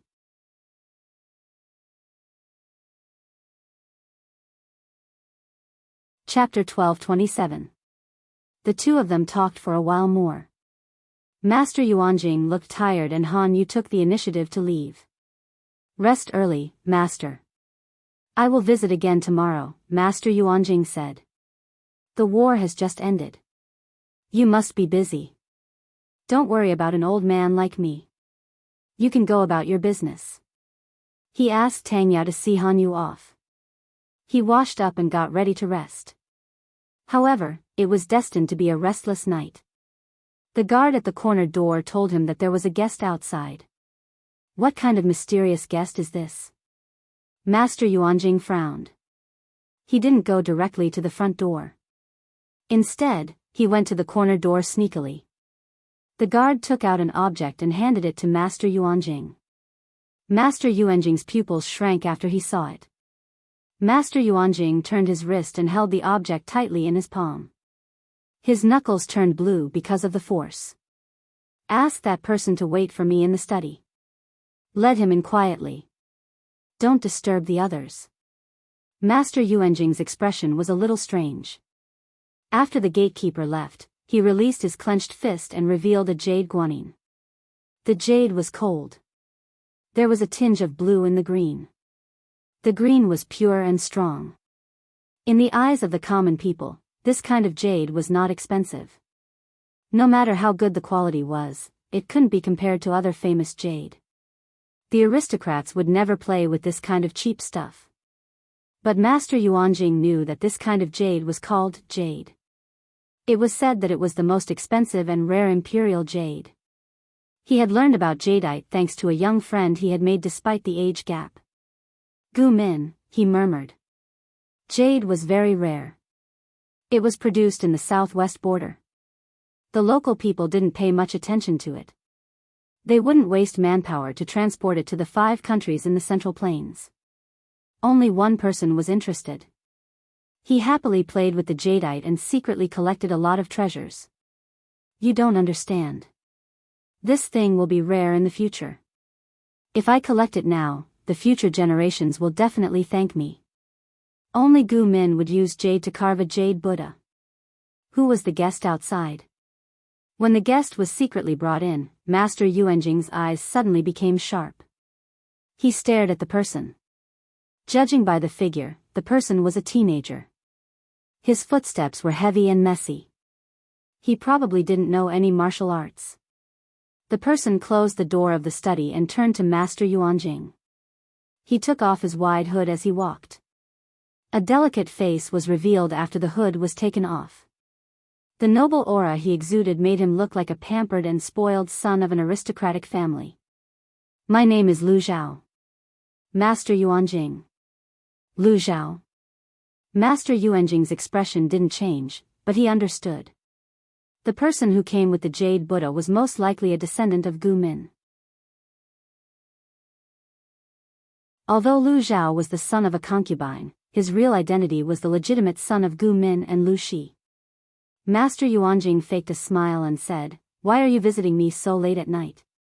For a moment, countless thoughts flashed through his mind, and he looked at Lu Zhao with a measuring and scrutinizing gaze. As smart as he was, he could not think of the reason why Lu Zhao would look for him in the middle of the night. He was even more unwilling to think of a conspiracy theory. It is. Master Lu said. Master, Yuanjing. Master. Lu Zhao's expression was serious and his eyes were bright. There wasn't the slightest bit of frivolity in them. He said, "This matter is of great importance. I hope that you won't deny it." Master Yuanjing said, "Tell me. For the sake of your mother, I will do my best to help you." He didn't say anything. If Lu Zhao wanted to seize power, he wouldn't help him. If it was something else, of course, anything that Gu Min's family got involved with was not a small matter. Lu Zhao said, "Master, do you know that Lu Shi is not the real Lu Shi?" Master Yuanjing said calmly, "I know. But so what? Do you want me to get rid of her? She was quite capable." Monk Liaochun could see it. Of course, he could see that Jiang Pengji was extraordinary. Although reincarnating in another person's body was quite scary, it was nothing to a fraud of his level. Wei Xi's attitude and reaction were the key to his trust in Jiang Pengji. He still remembered the first time he met Gu Min and the world she described. But only Lu Shi could create such a magnificent and beautiful world. No, it should be said that he had replaced Lu Shi as an otherworldly person. If Lu Zhao wanted to go against Lu Shi, Master Yuanjing wouldn't help him, even if he was the son of an old friend. Lu Zhao shook his head and said in a low voice, "I've never had such a thought. She's my sister, and I really treat her as my sister. According to my dead mother, she's related to the fate of the world. She can't be touched. But I know who wants to touch her." Master Yuanjing was surprised. "Then why did you come today?" "It's very important to me to touch my sister's people," Lu Zhao said. "I suspect that my father, Lu Shi, has been possessed by a villain. He's plotting something big. My real sister, Lu Shi, is missing. I'm here today to ask if there's a plan that satisfies both sides." Lu Zhao was greedy. He wanted to protect everyone. Master Yuanjing's face darkened. He looked at Lu Zhao with a complicated gaze. Lu Zhao looked like Gu Min. His personality was similar. The world is the game, and the people are the pawns. You and I are pawns, but the person playing the game is the general. "It's better if you don't get involved," Master Yuanjing said solemnly. Mr. Yuanjing said solemnly, "You saw what happened to the last person who tried to turn things around." Lu Zhao's body trembled. His eyes widened. Master Yuanjing heaved a long sigh. He could not help but reminisce. The world was the game, and the people were the pawns. How God cared for the people. It allowed an otherworldly person to support the dark world and lead everything in the best direction. How cruel and heartless it was. It generously helped the people, but it was stingy and ignored a mother's smallest wish. Chunan, I beg you to think of a way. Can't you have the best of both worlds? The beautiful woman held the baby girl in her arms and cried to him. Her bloodshot eyes were swollen and full of despair. I can't have my cake and eat it too. There's nothing I can do. As soon as Master Yuanjing said that, the woman cried uncontrollably. Knowing that there was a complete soul in her daughter's body, the woman's first reaction was not to be ecstatic. Instead, she was anxious and on the verge of losing control of her emotions. She knew that her daughter had dementia and no soul. In the future, this body would welcome a powerful soul and obtain a new life in the truest sense. What was the result? Her daughter was born with a complete soul. This meant that this daughter was a new life, and she was Gu Min's daughter. How could she accept that after she raised her daughter for 12 years, her body was occupied by another destined soul? That was her daughter. If she did not do that, the Jiang dynasty that should have been established would no longer exist, and the chaotic world that should have ended early would have continued. If the chaotic world continued, there would be countless lonely souls and wild ghosts. Even if the world was divided and united, the dynasty that was established was not the Jiang dynasty. Even if history would slowly develop, how long would it take to truly enter the developed modern era? 500 years or 1,000 years? The Jiang dynasty only used 300 years. When the Jiang dynasty stood at the top of the world, other places were still backward and barren. There were endless wars, and the people were ignorant and ridiculous. If the butterfly had the Jiang dynasty, there would be many more innocent souls.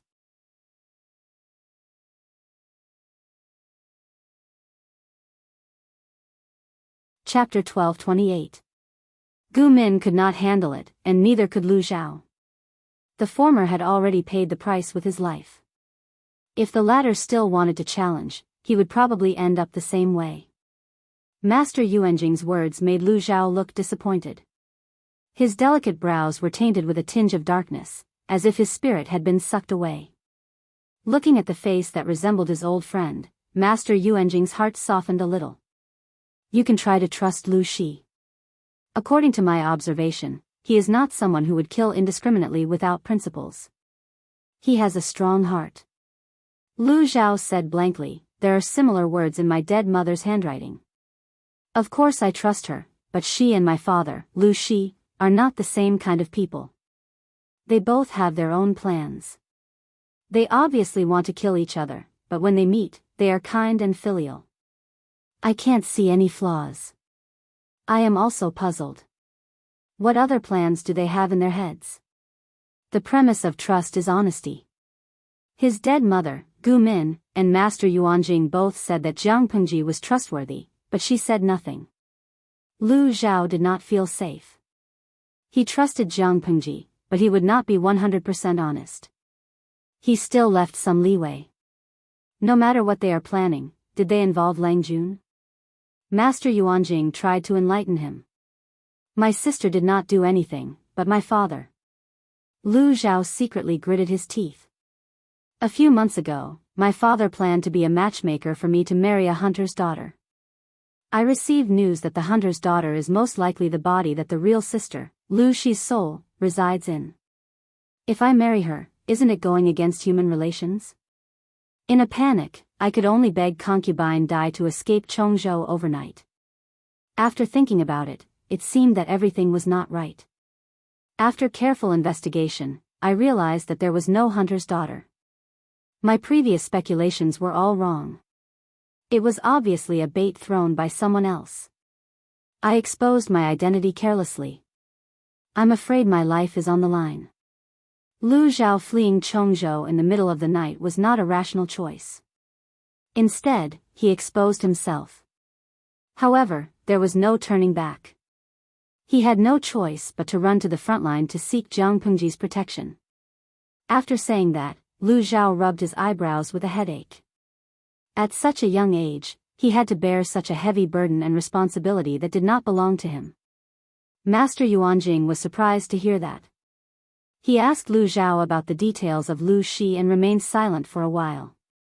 Lu Zhao asked nervously, "Sir, is there anything wrong?" There seems to be nothing wrong with this. Master Yuanjing regained his senses and waved his hand. There are some things that I can't tell you in detail. I'm not trying to hide it, but I'm afraid that the more you know, the more dangerous it will be. To be precise, you are the only child left of your mother. Why don't you stay out of it or ask Lu Shi for protection to ensure that you have a night of peace? If she knew about this in the underworld, she would be happy. Although Lu Zhao was very smart, his education could not keep up. No matter how talented he was, he had wasted a lot of his talent. If he had been more careful, he would not have fallen for Lu Shi's trick. It was too late to say anything now. But Lu Zhao said hesitantly, "If I stay out of it, what about father and sister?" The father and sister he was referring to were Lu Shi and the real Lu Shi. Because of Gu Min's notes and speculation, Lu Zhao suspected that Lu Shi had been possessed. He did not know that there were other inside stories. After all, the whole family was full of demons. As the only normal person, Lu Zhao was under a lot of pressure. It was understandable that he did not consider everything carefully. My mother's wish was to protect them when she was alive. I don't want to go against her will. Although Lu Zhao liked to live in a corner, his personality was very similar to Gu Min's. He treated his family with extraordinary enthusiasm. Master Yuanjing said, "You're really stubborn. Even if it means death, you're not afraid?" Lu Zhao shivered. His red lips became pale and dry. Of course I'm not afraid." The Lu Zhao in front of him seemed to overlap with the woman from decades ago. "Chun-en, you can call me greedy or stupid, but I want both. This daughter is my lifeblood. I can't bear to lose her. But I also don't want history to change because of me. I can't be a sinner. I'm sure I can find the best of both worlds." In the end, Gu Min lost her life because of her greed. Betting on everything did not change a little. Master Yuanjing did not know how she died, but it was definitely not as simple as an illness. After so many years, he did not suspect Lu Shi. After all, after Gu Min's death, he went to Hu County and experienced dangerous situations. Now it seemed, everyone seemed to be hiding deep. Lu Zhao left Master Yuanjing's residence with disappointment. He put on his hood again to cover his face and sneaked out from the corner door. He did not dare to light a lamp. It would be bad if he was discovered. But, just as he went around the intersection, a slender black shadow came into view. The person was holding a long knife. He was scared out of his wits. Jiang Pengji sneered and said sarcastically, "You're so timid. How dare you go out in the middle of the night?" Lu Zhao heard the familiar voice. His squatting posture stiffened with his hands on his head. Sis. This time, not only was Lu Zhao scared out of his wits, he almost forgot how to speak human language. "Go home.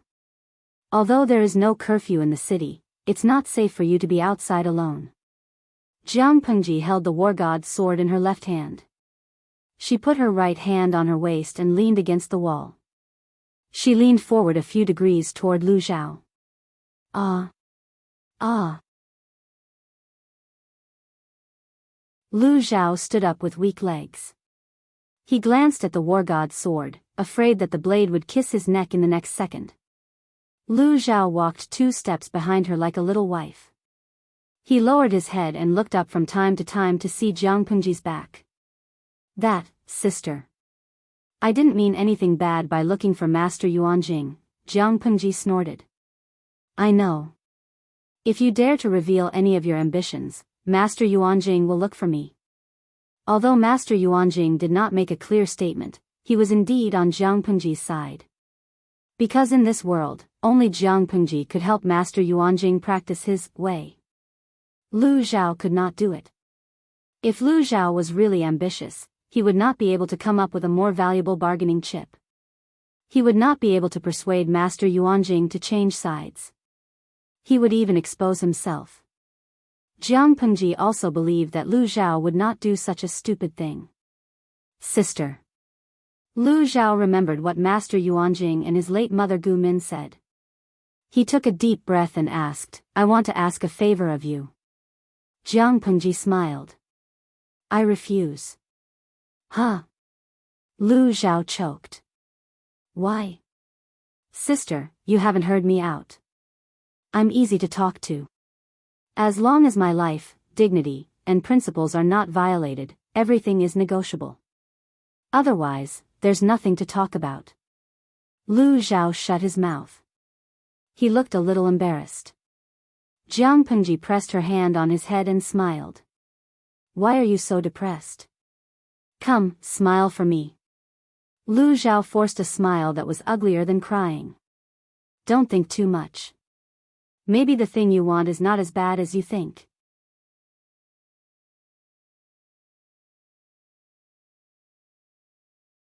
Chapter 12:29. Lu Zhao was deep in thought, but he did not dare to expect too much. Jiang Pengji did not explain further. After all, it was enough for her to be clear about many things. The more people who knew, the easier it was for things to go awry. Although Lu Zhao was clever, he was still too inexperienced. Who knew if he would ruin her plans in a moment of impulse? Okay, let's go home. Oh, go home, Jiang Pengji patted his head. She smiled warmly. If Lu Zhao dared to summon the courage to look straight at her, he would have realized that Jiang Pengji's eyes were filled with warmth. It was not a simple perfunctory act. The siblings put their arms around each other's shoulders. Jiang Pengji turned her head and glanced at Lu Zhao, who was only a little taller than her. In this era, Lu Zhao was not considered short. At least he was above average. He was as tall as a pine tree. However, in Jiang Pengji's eyes, he could only be considered petite. Zhao, you rejected the marriage proposed by father. Do you have any thoughts? Sister, why did you suddenly mention this? Parents' orders and matchmakers' words. Marriage has always been decided this way. How can I make my own decisions? Lu Zhao was startled. He probed, I'm not asking for much. As long as she's good-looking and has a good personality, the most important thing was that she had to be a normal person. Important things had to be repeated 3 times. Lu Zhao did not want the person by his side to be a demon who had been possessed, a monster who was born with knowledge, or something else. It was too scary. As long as she was a normal person, he would not be picky even if she was ugly, stupid, or had a lower family background. Jiang Pengji frowned. Although marriage is decided by the elders, you are the one who will spend a lifetime with her. To put it crudely, only your own feet will know if the shoes fit. The most important thing is that you like her. Only after marriage can there be harmony. Lu Zhao was still an underage youth. Even if he was clever, his temperament was still somewhat reserved. His cheeks were slightly flushed, and his expression was somewhat unnatural. It's not that I want to decline, but I really haven't seen many. How can I like her? If it was possible, Lu Zhao really wanted to be single for the rest of his life. It was fine if his wife was obedient, but if she was restless and urged him to fight for power or play tricks in secret, wouldn't that be harming him? It was better not to marry such a troublesome wife. Jiang Pengji frowned and said, there really aren't many decent families in Wanzhou. Why don't I go back and ask Huaiyu if there are any women of suitable age in the Feng clan? You're not young anymore. You'll be crowned in a year or 2. You can't not have a marriage. Lu Zhao was shocked. Did his sister mean to make the Feng family his wife? Sister, I'm still young. Why don't you let me stay for 2 more years? Lu Zhao smiled and shamelessly begged for mercy, but in his heart, his palms were sweating. Letting the Feng family become the Yu family was the same as wanting him to die faster. If I get married, how can I find an excuse to ask elder sister for a red seal during festivals? This little brother doesn't have anything of value. It's already difficult for me to support myself, let alone a family. Lu Zhao racked his brains, wanting to decline. I'm very poor now. Every day, I'm waiting for you to give me a big red seal to help me. Lu Zhao refused to give in. He shamelessly asked Jiang Pengji for this year's red seal gift in advance. It's almost New Year's Eve. Why don't you reward me first? Jiang Pengji was helpless against Lu Zhao. Judging from his words and actions, Lu Zhao's desire to live was extraordinarily strong. If he was allowed to live, he could live until the end of time. If he cherished his life so much, why couldn't he think of intervening in a situation he shouldn't have? Okay. We've won a few battles this year. Our income has increased a lot. Your sister isn't stingy. The red seal I gave you is not small. Jiang Pengji put her hand on Lu Zhao's shoulder and sent him back to her mansion. Lu Zhao didn't have a family and career. He didn't have a house in Wanzhou, so naturally, he could only squeeze in with her. Jiang Pengji asked someone to prepare supper for Lu Zhao so that he could eat before going to sleep. Where's elder sister? Lu Zhao asked her. Tens of thousands of troops have been fighting a war for 2 years. There are still many things to deal with. I'll be busy for a while, Jiang Pengji said matter-of-factly. If you handle these things well, the people under your rule will have a good new year. Don't worry about it, Zhao. Remember to sleep early. Lu Zhao stood in the corridor and listened to Jiang Pengji's words. His wide hood was piled on his shoulders, casting a large shadow. The candlelight there was not bright. Half of Lu Zhao's face was hidden in the shadows. He watched Jiang Pengji leave with a complicated expression. His eyes were filled with unfathomable thoughts. At some point, he sincerely wished that this person was his sister. As her younger brother, he could be proud of her. However, he knew very well that this was just his wishful thinking. Lu Zhao fell asleep with his mind full of thoughts. He didn't know that his hard-working model sister had jumped into Wei Si's mansion with a basket of documents. She held a pen in her mouth and hung upside down under the eaves of the bedroom like a bat. She raised her hand and knocked on the window. Dong, dong, dong, the crisp sound was especially clear in the dark night. After a while, 2 candles lit up in the pitch-black room. Wei Si was carrying one of them as he limped towards the window. Creak, Wei Si raised his hand and opened the window a crack. Jiang Pengji's upside-down face suddenly came into view. Wei Si was speechless. I don't have the energy to work overtime and stay up late alone. Jiang Pengji first put the basket on the ground, then flipped over and leaped into Wei Si's room through the window. She then turned around and carried the basket in. I saw that your walking posture was strange. What's wrong with you? Jiang Pengji talked on and on, not giving Wei Si any room to react. I'm fine, Wei Si sighed softly and limped into the room. He raised his hand and closed the window. What was it like to have a master with superb martial arts skills? Wei Si felt that she would appear in front of him at any time, any place, and under any circumstances. She could stimulate him at any time and any place. Jiang Pengji carried the basket and looked down at Wei Si's feet. Only then did she realize that there was a lump of black hanging on one of his legs. Ying. It seemed to have noticed Jiang Pengji's line of sight. The lump of shadow turned its large face and stared at her with its black pearl-like watery eyes. It made 2 sounds from its mouth. It used its claws to hug Wei Si's thigh and calf, putting the weight of its entire body on this leg. It was probably a little heavy. Wei Si could only rely on shifting when he walked, so his walking posture was a little limping. Jiang Pengji said, You haven't fed it to death yet? She had not bothered with it since she threw it to Wei Si. She thought that it had long been stolen and roasted by some greedy soldier. Wei Si said, This is the young master appointed by the Lord. How would I dare to neglect it? It was Jiang Pengji's turn to be dumbfounded. When did she appoint a panda as the young master?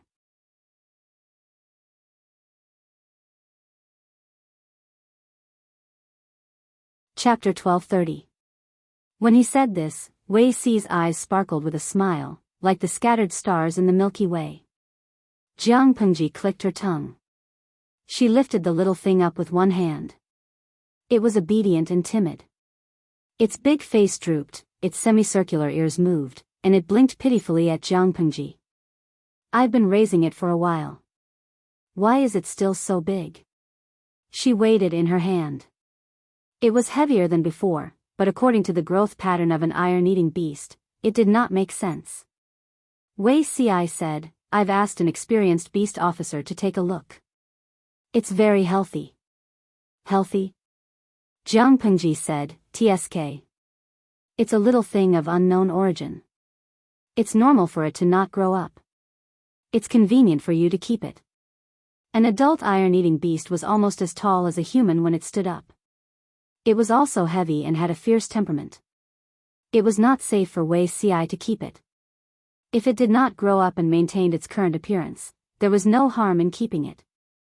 Jiang Pengji put it in the basket on her back. The little thing lay on the edge of the basket and poked half its head out to observe secretly. Wei Si took the initiative to help Jiang Pengji categorize the documents so that she could deal with them. With such cooperation, the documents that would have taken most of the night were completed in 2 hours. Jiang Pengji put down her pen and shook her sore wrist. After working for so long, her eyes were sore and her stomach was hungry. It would be wonderful if a delicious meal appeared at this time. As she was thinking, the fragrance of eggs wafted into her nose. When did Zixiao go out? Jiang Pengji looked up and saw Wei Si holding a lantern in one hand and a bowl of egg custard with the fragrance of eggs in the other. Smelling the fragrance of the food, her mouth secreted saliva of desire. Zixiao knows me well. I'm starving.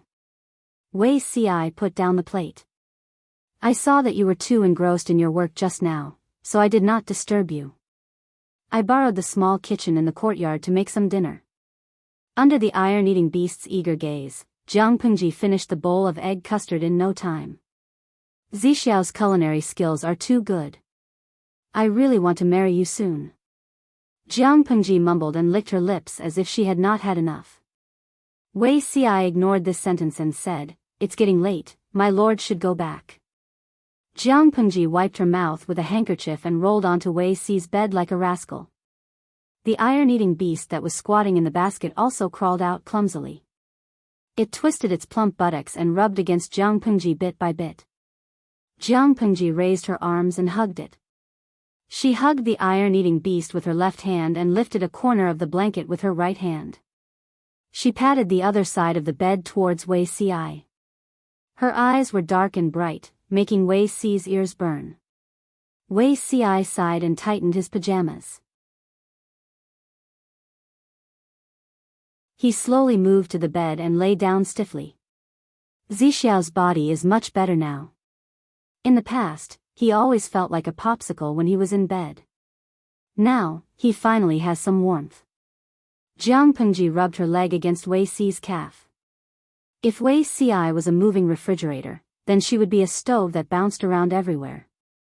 For Wei Si, he could not warm up his bed for a long time, but she could warm him up by lying down for a while. When Jiang Pengji's bare feet touched his underwear, the temperature almost scalded him. My lord, Jiang Pengji said, Sigh, Zixiao, you're really a gentleman. The saints also said that appetite and lust are part of human nature. It's normal for men and women to desire the opposite sex at a certain age. I see that Zixiao doesn't have a wife or a boy toy in his backyard. If you have feelings for him, do you still need to rely on yourself? Wei Si's eyes were focused on his nose and his nose was focused on his heart. He had the posture of an old monk in meditation. He lay flat on the side of the bed in a standard posture and did not move an inch. Jiang Pengji sighed in her heart. Sometimes, she could not help but doubt her own judgment. Which man could remain calm and unruffled in the face of a woman's provocation? Lixiaoyi? That did not exist. Jiang Pengji could not help but feel her hand down. Wei Si was so scared that his face turned red. My lord. Jiang Pengji said innocently, I'm worried about your body. Wei Ci was speechless. He already had 2 children in his previous life. There was nothing to worry about. Although Wei Ci looked relaxed, he actually used a great deal of willpower to restrain himself. He said, "You still have government affairs early tomorrow morning. My lord, you should rest early and recuperate." Jiang Pengji secretly rolled her eyes. Sometimes, she wished that she was not a nuisance and did not have to abide by the tens of thousands of federal rules and regulations. Delicious food was close at hand. She could eat it and chew it into pieces if she opened her mouth, but she could not do it because of her principles. Yes, sleep. She felt that, maybe Wei Ci did not hold back and she was going to break her own principles. Jiang Pengji secretly carried a basket of documents back to the backyard of the government office at dawn. She pretended to have just woken up and called the maid in to freshen up. While eating breakfast, Jiang Pengji turned on the live stream room on time. The bullet screen was full of "Good morning." Jiang Pengji pushed the door open. The golden sunlight splashed on the ground and shone on people, making them feel at ease. Very good. Continue to be busy and try to get your annual leave as soon as possible. Jiang Pengji cheered herself on. The civil and military officials in the tent looked disinterested, but Han Yu, Xie Zhe, and Qin Gong solemnly answered, yes. Annual leave? That did not exist. Feng Zhen, Yang Si, and the other old foxes had long faces. They yawned from time to time as if they lacked sleep and overused their kidneys. Qiguan Rang also had heavy dark circles under his eyes, but he held a fan to cover half of his face when he wanted to yawn. Feng Jin and Su Ke were also complaining incessantly. As the members who stayed behind to guard the rear, their tasks were not light. Not only did they have to maintain the supply of logistics on the battlefield, but they also had to take care of the development and construction of the various territories. Everything was finally on the right track, but when the Lord came back, they were buried alive by government affairs. Speaking of which, couldn't the Lord spend the New Year outside? Why did she have to come back? Su Ke's eyes were filled with silence. He had been with the Lord for almost 10 years. Since the earthquake in Dongqing, he had never enjoyed the taste of annual leave. Everyone else was having a reunion and eating their New Year's Eve dinner. He could only quickly eat 2 mouthfuls of rice and continue to be busy. What a hole. There was no such thing as an annual leave. Han Yu, who did not know what was going on, rubbed his palms together. Xie Zhe and Qin Gong were also eager to try. The other feudal lords chose spring and autumn to train their troops, but Jiang Pengji was different. Most of the training was concentrated in winter and summer. In winter and summer, there was no rest in the military camp. The training would also enter a high-intensity state. Xie Zhe and Qin Gong, the 2 newly surrendered generals, could take the opportunity to learn more about the unfamiliar military camp system. It would be convenient for them to lead the troops in the future. Qin Gong would lead the troops to Zhe County after the New Year in Wanzhou. They would be stationed there for long-term training. According to the current situation, when Jiang Pengji attacked Huangsong, she would have to transfer the troops from Zhe County and Hu County. Qin Gong had a heavy task. He had to put in more effort to prepare. As the New Year's Eve approached, the atmosphere in Wanzhou and other places gradually became more festive. Red silk red lanterns were hung in front of every house. The lively atmosphere warmed the whole winter day. The students of the Golden Scale Academy wore blue and white uniforms with bright red warm coats over their heads. Their little faces were red from the cold wind. "Father, why are you here?"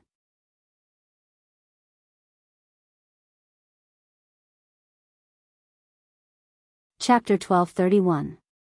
Feng Yi looked at his father calmly. His expression was slightly embarrassed, as if he was hesitating about something important. "Father, I only asked for 15 minutes of leave from the headmaster. If you have something to say, please say it quickly to avoid any delays."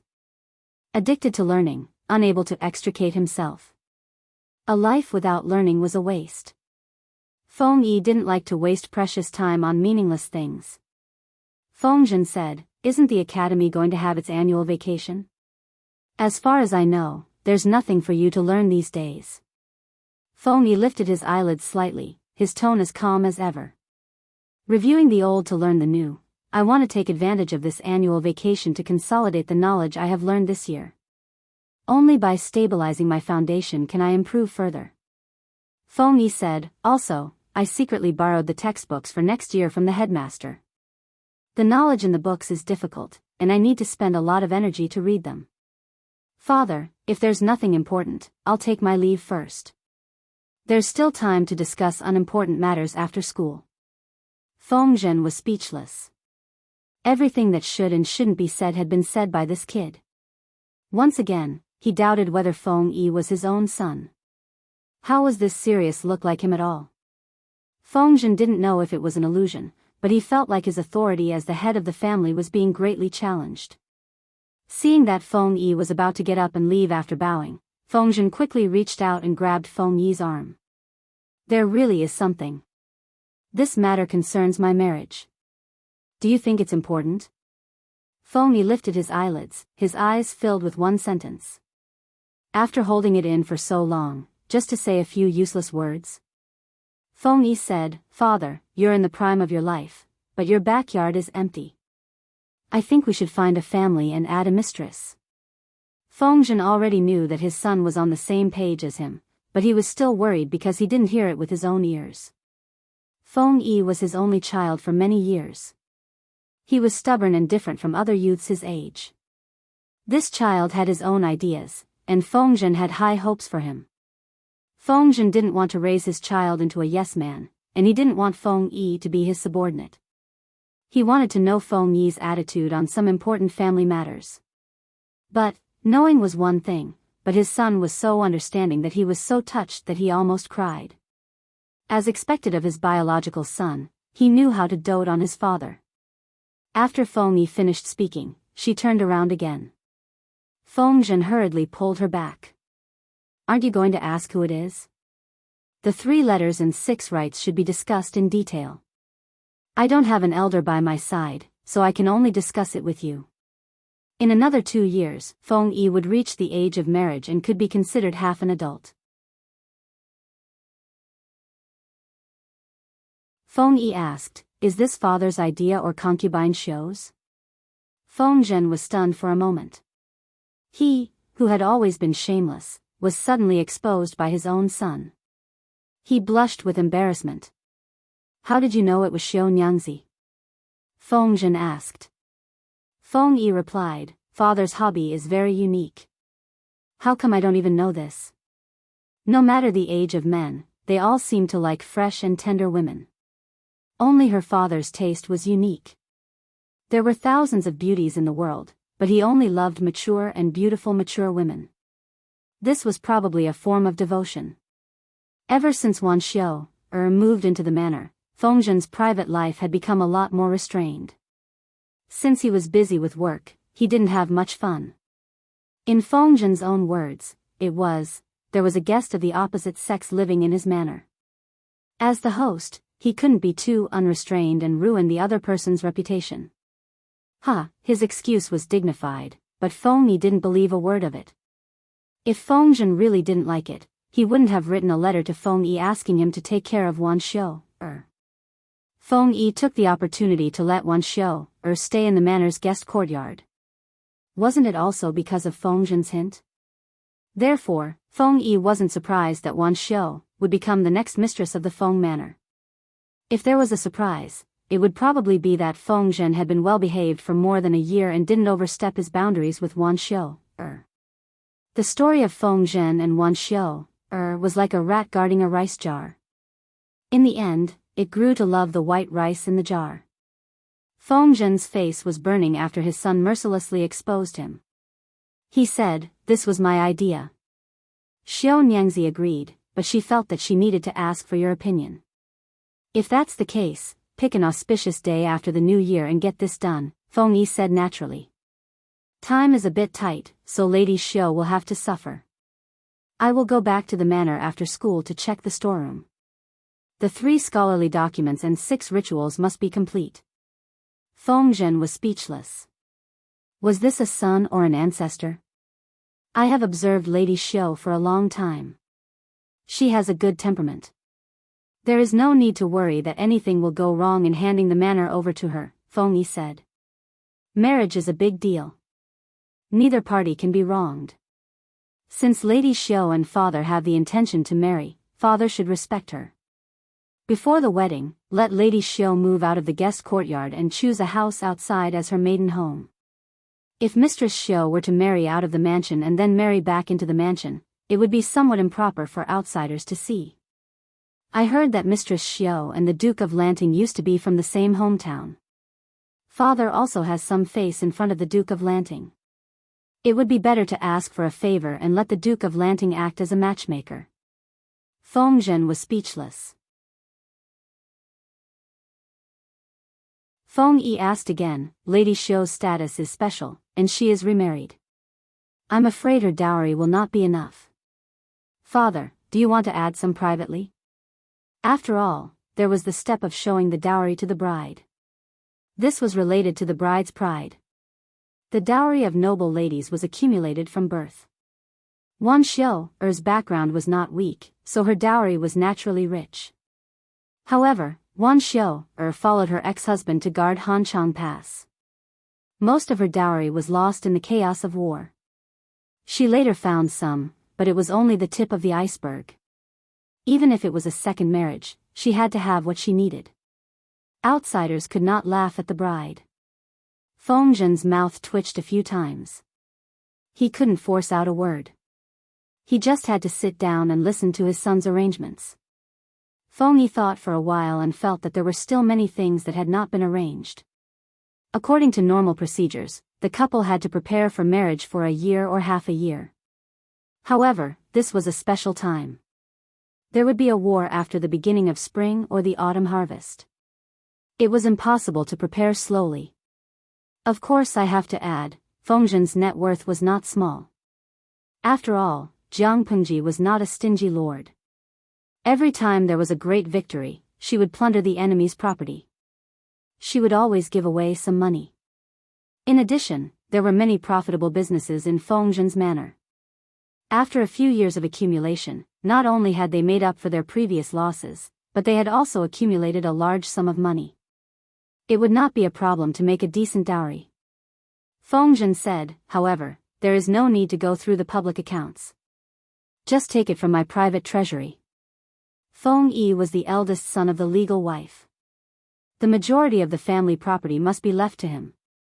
He could not let his son suffer just to marry a wife.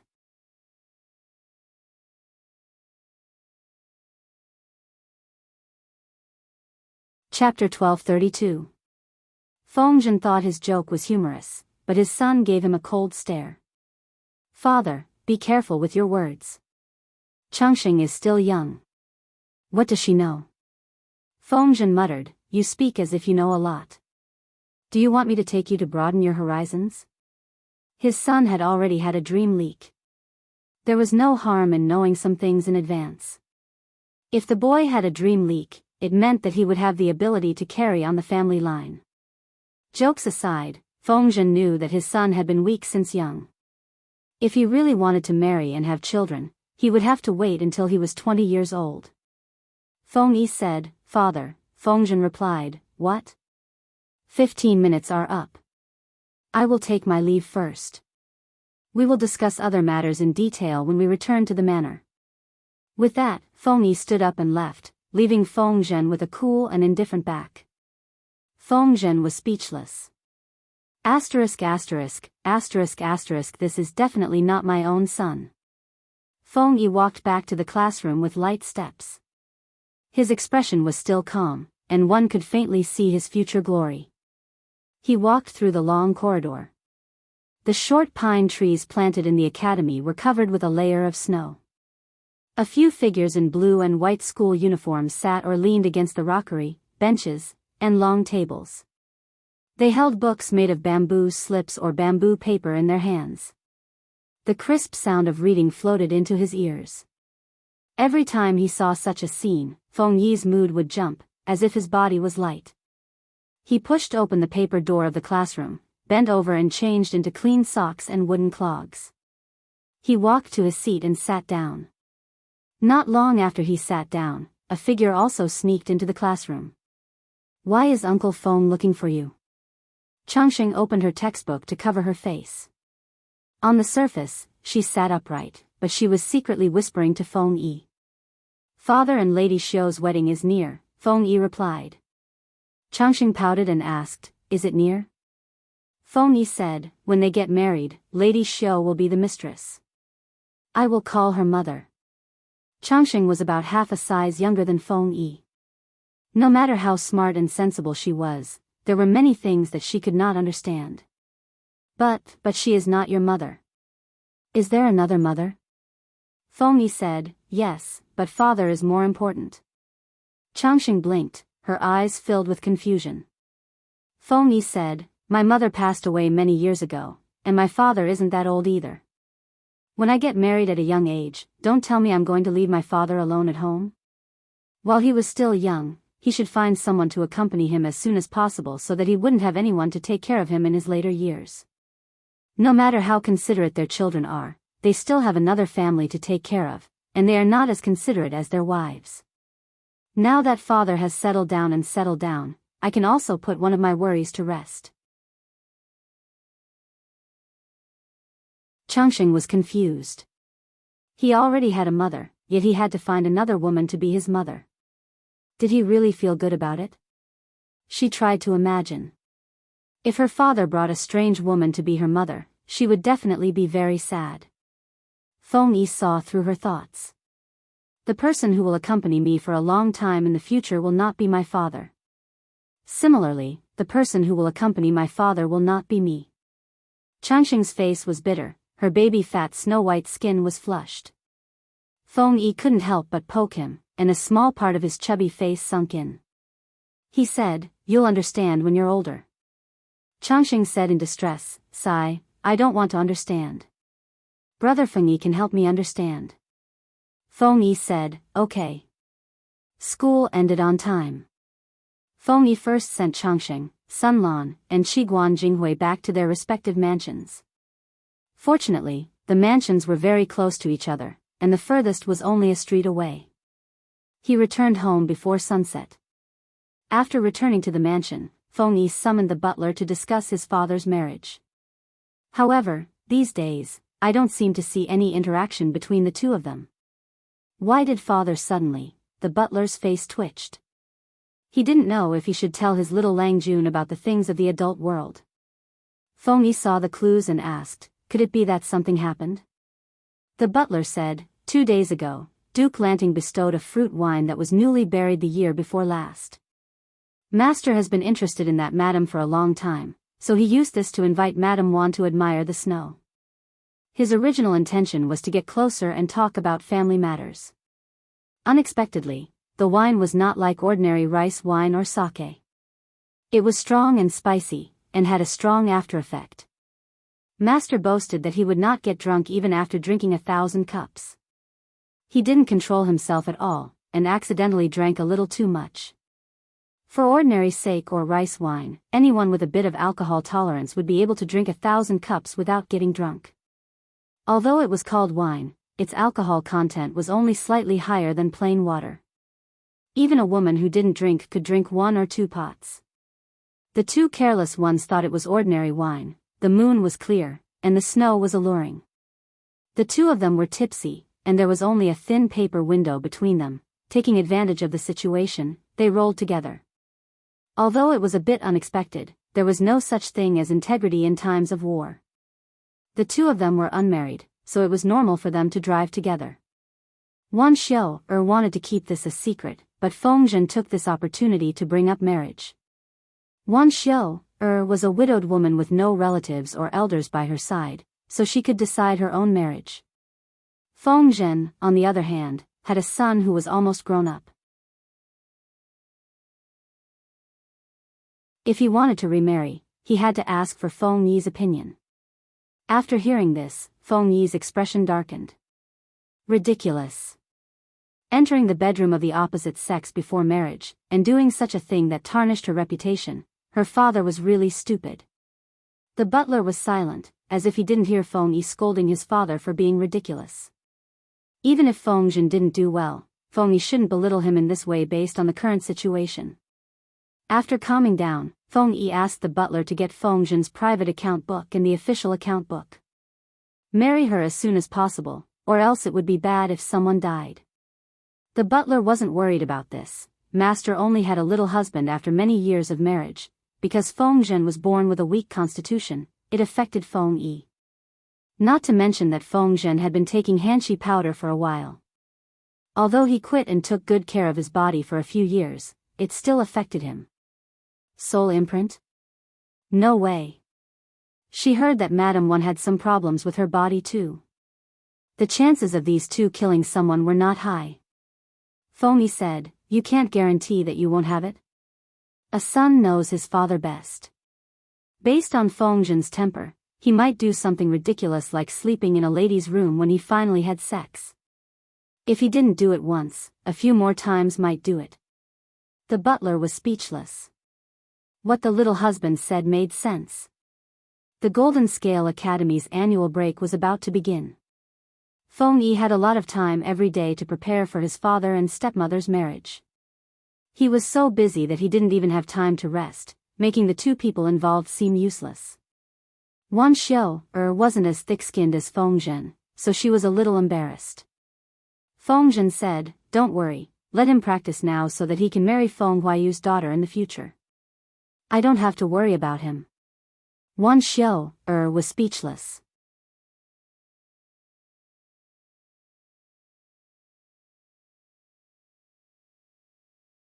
Chapter 1233. Reality proved that the new year after the war was not a good time. Those who were busy continued with their work, those who had to work overtime continued to work overtime. Only Feng Zhen stood out among the crowd. Yang Si slammed the table loudly. He was so angry that his beard was about to float. "I don't care, I want to get married and ask for leave." The entire government office was almost drowned in thick bamboo slips. People had to walk on tiptoes. Everyone was in dire straits. Feng Zhen, the old and frivolous fellow, had gone to busy himself with wedding matters after giving the Lord a slip. Why? Was he discriminating against married and unmarried people? Yang Si saw that Feng Zhen was staying at home and not busy at all. He felt unbalanced. Feng Zhen held a plate of dried fruits in one hand and a thin, long, bamboo toothpick in the other. He poked a piece and threw it into his mouth.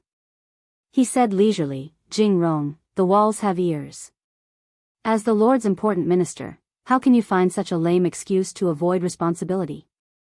If the Lord finds out, she will be furious and very disappointed. Don't lose sight of the bigger picture because of the small things.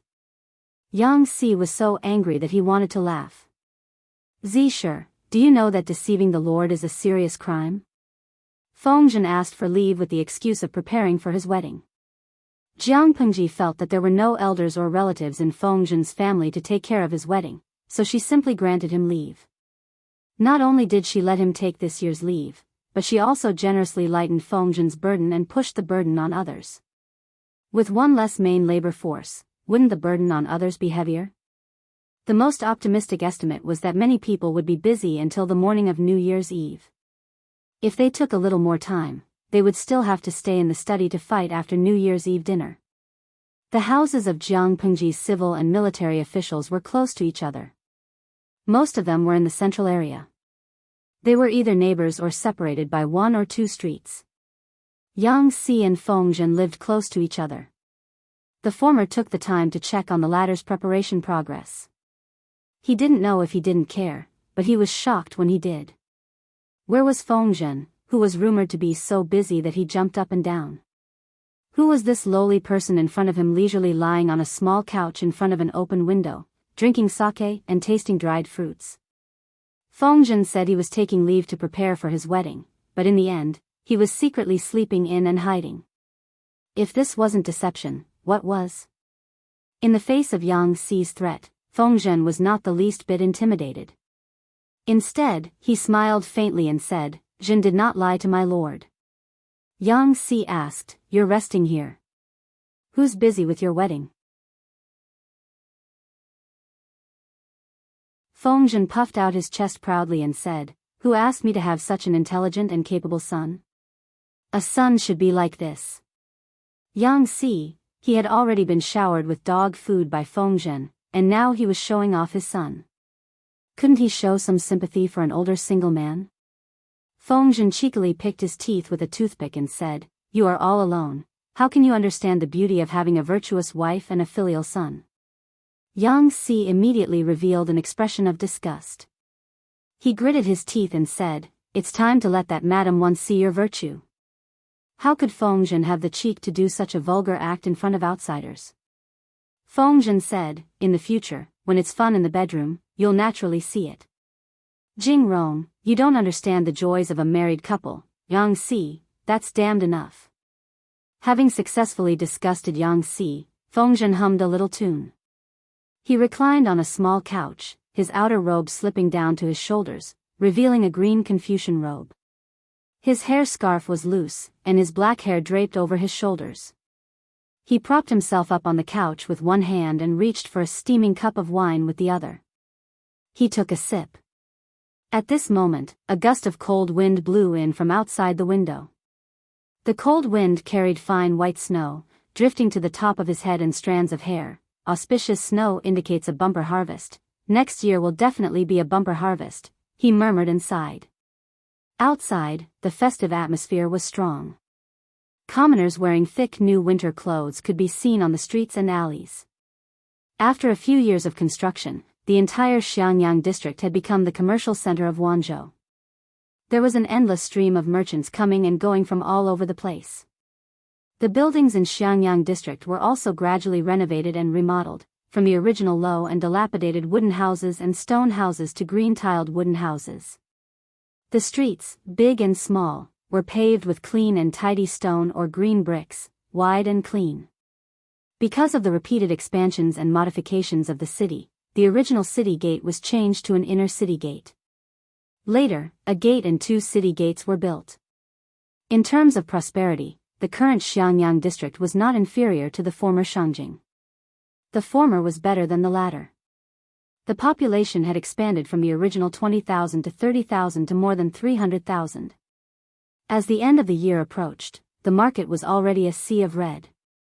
The merchants and vendors on both sides of the street were enthusiastically promoting their goods. It had been snowing heavily in the past few days. The district headquarters had issued an order for all the commoners to sweep away the snow to prevent the houses from collapsing. The commoners had been maintaining this order for several years and had long gotten used to it. At first, there were outsiders who had migrated here who didn't care. In the end, a commoner passed by the commoner's house and slipped and fell, breaking his bones. The commoner was furious and sued the family to the magistrate's office. The magistrate's office sent bailiffs to inspect the snow and judged the commoner to have improperly swept away the snow. They were fined a sum of money, and the head of the household was also arrested and sent to prison for 3 days as punishment. After the heavy punishment, no one dared to violate the district headquarters' orders anymore. After a few years, sweeping the snow had also evolved into every household's winter entertainment. Yang Si passed by a certain residential alley. Separated by a courtyard wall that was taller than a person, he faintly saw a burly figure in black standing on the eaves sweeping the snow. Isn't that General Fu? Yang Si mumbled and hurriedly stopped the horse carriage. He tiptoed and tried to take a closer look. Fu Wang's muscles were very strong and strong. At this moment, he was wearing a short black outfit. The tight clothes were wet and stuck to his body, outlining the contours of his muscles and exposing all the advantages of his broad shoulders and narrow waist. Which man wouldn't be jealous and envious of him? He rolled his sleeves up to his elbows. The muscles on his forearms swelled and tightened due to his strength. Both his hands held a large broom specially used for sweeping snow. This doesn't seem to be General Fu's residence. Yang Si looked at the surrounding terrain and once again confirmed that he didn't remember wrongly. Go, knock on the door and say that the master is here to visit General Fu. Fu Wang, who was in the courtyard, was also confused. He didn't have a deep friendship with Yang Si. Did the other party have to visit him and Lady Huijun's residence? Yes, Fu Wang was currently in Huijun's residence visiting the child and helping her sweep the snow on the roof. There were only a few old maids and maidservants in Huijun's residence. The house was also relatively high, so it was inconvenient for them to climb up. Thus, Fu Wang volunteered. As someone who was raised by a pack of wolves, Fu Wang's style of doing things was obviously closer to that of a wolf. He didn't lack patience when waiting for prey. He would infiltrate the other party's life bit by bit and then take them down with a thunderous force. He wasn't afraid of failure, but he was afraid of not being able to keep his cool.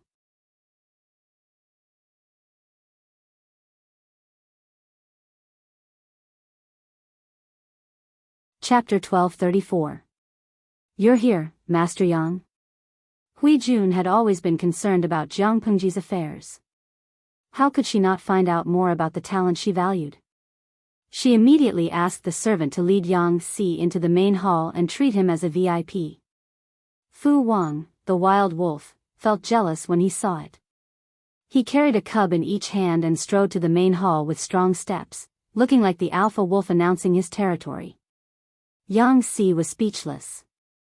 He was just celebrating the new year. Who did he offend? Did they take turns to feed him dog food? Fu Wang, an uncouth man, could openly squat in the house of the imperial beauty. Would the heavens open their eyes? Yang Si roared in his heart, but he looked very calm on the surface. He said, I didn't expect this to be Lady Hui's house. Please forgive me for my sudden visit. Yang Si knew Huijun.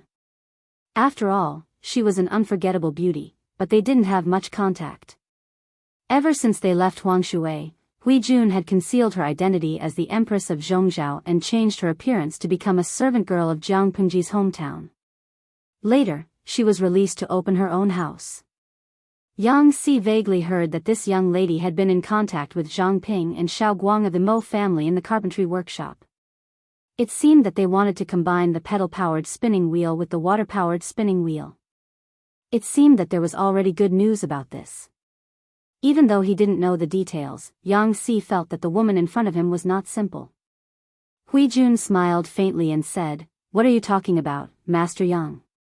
It's my honor to have you visit my house. Fu Wang, who was carrying the two cubs, coughed heavily. Huijun rolled her eyes at him. It was clearly an unpleasant action, but she looked extremely flirtatious when she did it. There are still maids sweeping the snow on the roof outside. I'll go and keep an eye on them. Take your time. Yang Si looked at Huijun's back as she left, then at Fu Wang, who was carrying the cubs and frowning. He secretly felt a toothache. If he really couldn't see the clues, he would have wasted so many years in the brothel.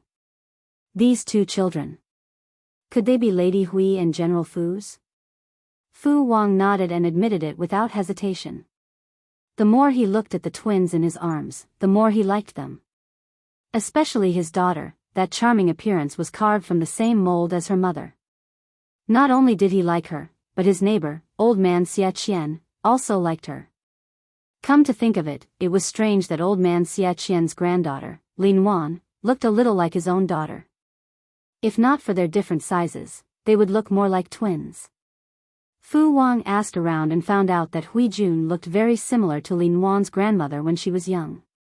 It was really fate. Because of their children, the families of the two generals began to interact more, sending each other gifts during the new year. Yang Si rolled his eyes and said hesitantly, but according to what I know, that Hui Nyangzi seems to have become independent. After establishing a family, she became the head of the family, and the child also took her surname. Fu Wang felt a little awkward. Fu Wang said, My surname isn't important. I don't believe in talismans anyway. He was originally a baby boy abandoned by a farmer at the border. He was raised by a she-wolf since he was young, and then he met his lifelong benefactor and adoptive father, Fu Yang. Fu Yang gave him a name and changed his surname. Only then did Fu Wang have his own name.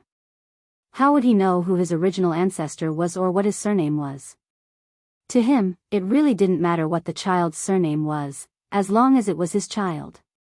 Even if he had to take Huijuan's household registration, he wouldn't have much of an opinion, because he didn't have the concept of household registration or ancestral inheritance.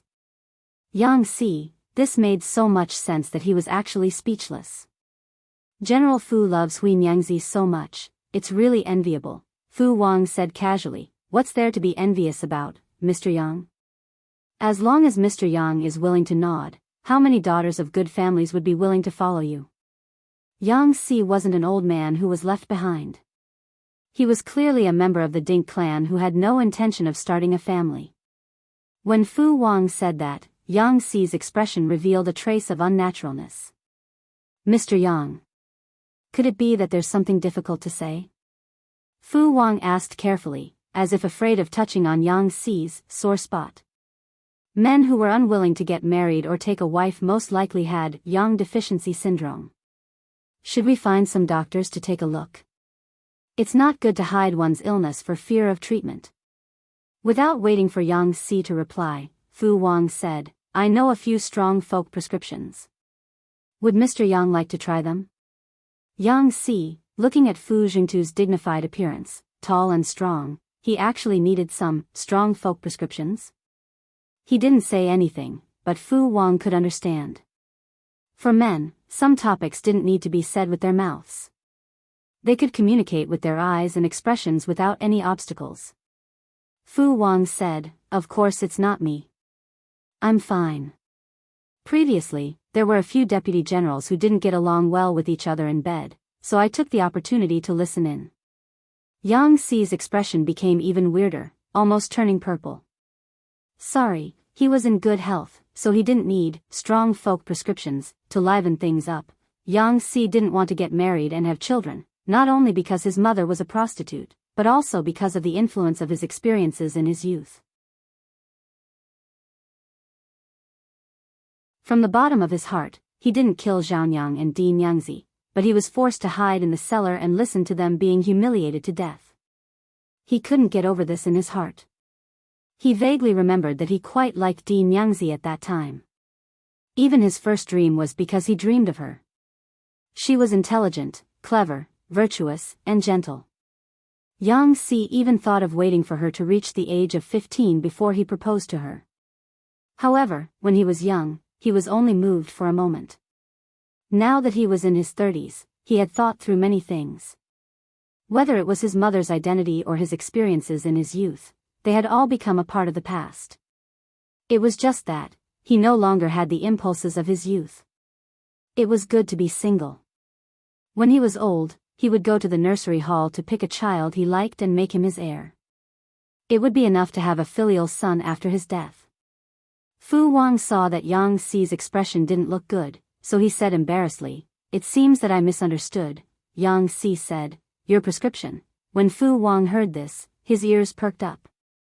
The two children in his arms, including him, looked at Yang Si at the same time. Si doesn't need it, but Feng Zisher, that bastard, might need it. The medicine of tigers and wolves wouldn't be able to kill that *tch. Yang Si was full of depression after being fed 2 rounds of dog food when he went out to the government office. He was addicted to work and eating dog food. The carriage turned into 2 alleys. Yang Si was lost in thought when the curtain of the carriage seemed to be hit by something. Cold snow was thrown into the carriage. Yang Si was splashed by the snow and instantly became furious. He hurriedly asked the coachman to stop and lifted the curtain to argue with that person. Which naughty child had a snowball fight on his carriage? After looking, he realized that there was no one in the alley. He looked at the position of the curtain and then followed the direction where the snow was thrown. Jiang Nongqin was dressed neatly and held a broom in her hand. She stood firmly on the edge of the wall. She was the one who swept the snow just now. She said weakly, I'm sorry, I thought there was no one. Yang Si looked up at Jiang Nongqin who was against the light. His Adam's apple rolled a few times. He teased her for some reason. If you're really sincere, can Field Officer Jiang help me sweep the snow on the roof? In the face of this difficulty, Jiang Nongqin's expression did not change. Of course. A man should know when to yield and when to stand tall. It was just sweeping the snow, a small matter. It was her carelessness that disturbed Yang Xi's carriage. It was not too much to compensate for sweeping the snow. Yang Xi was speechless. You're tuning into the Biyao's Wuxia Chronicles YouTube channel. Don't forget to subscribe and join us on this journey to catch the most captivating stories.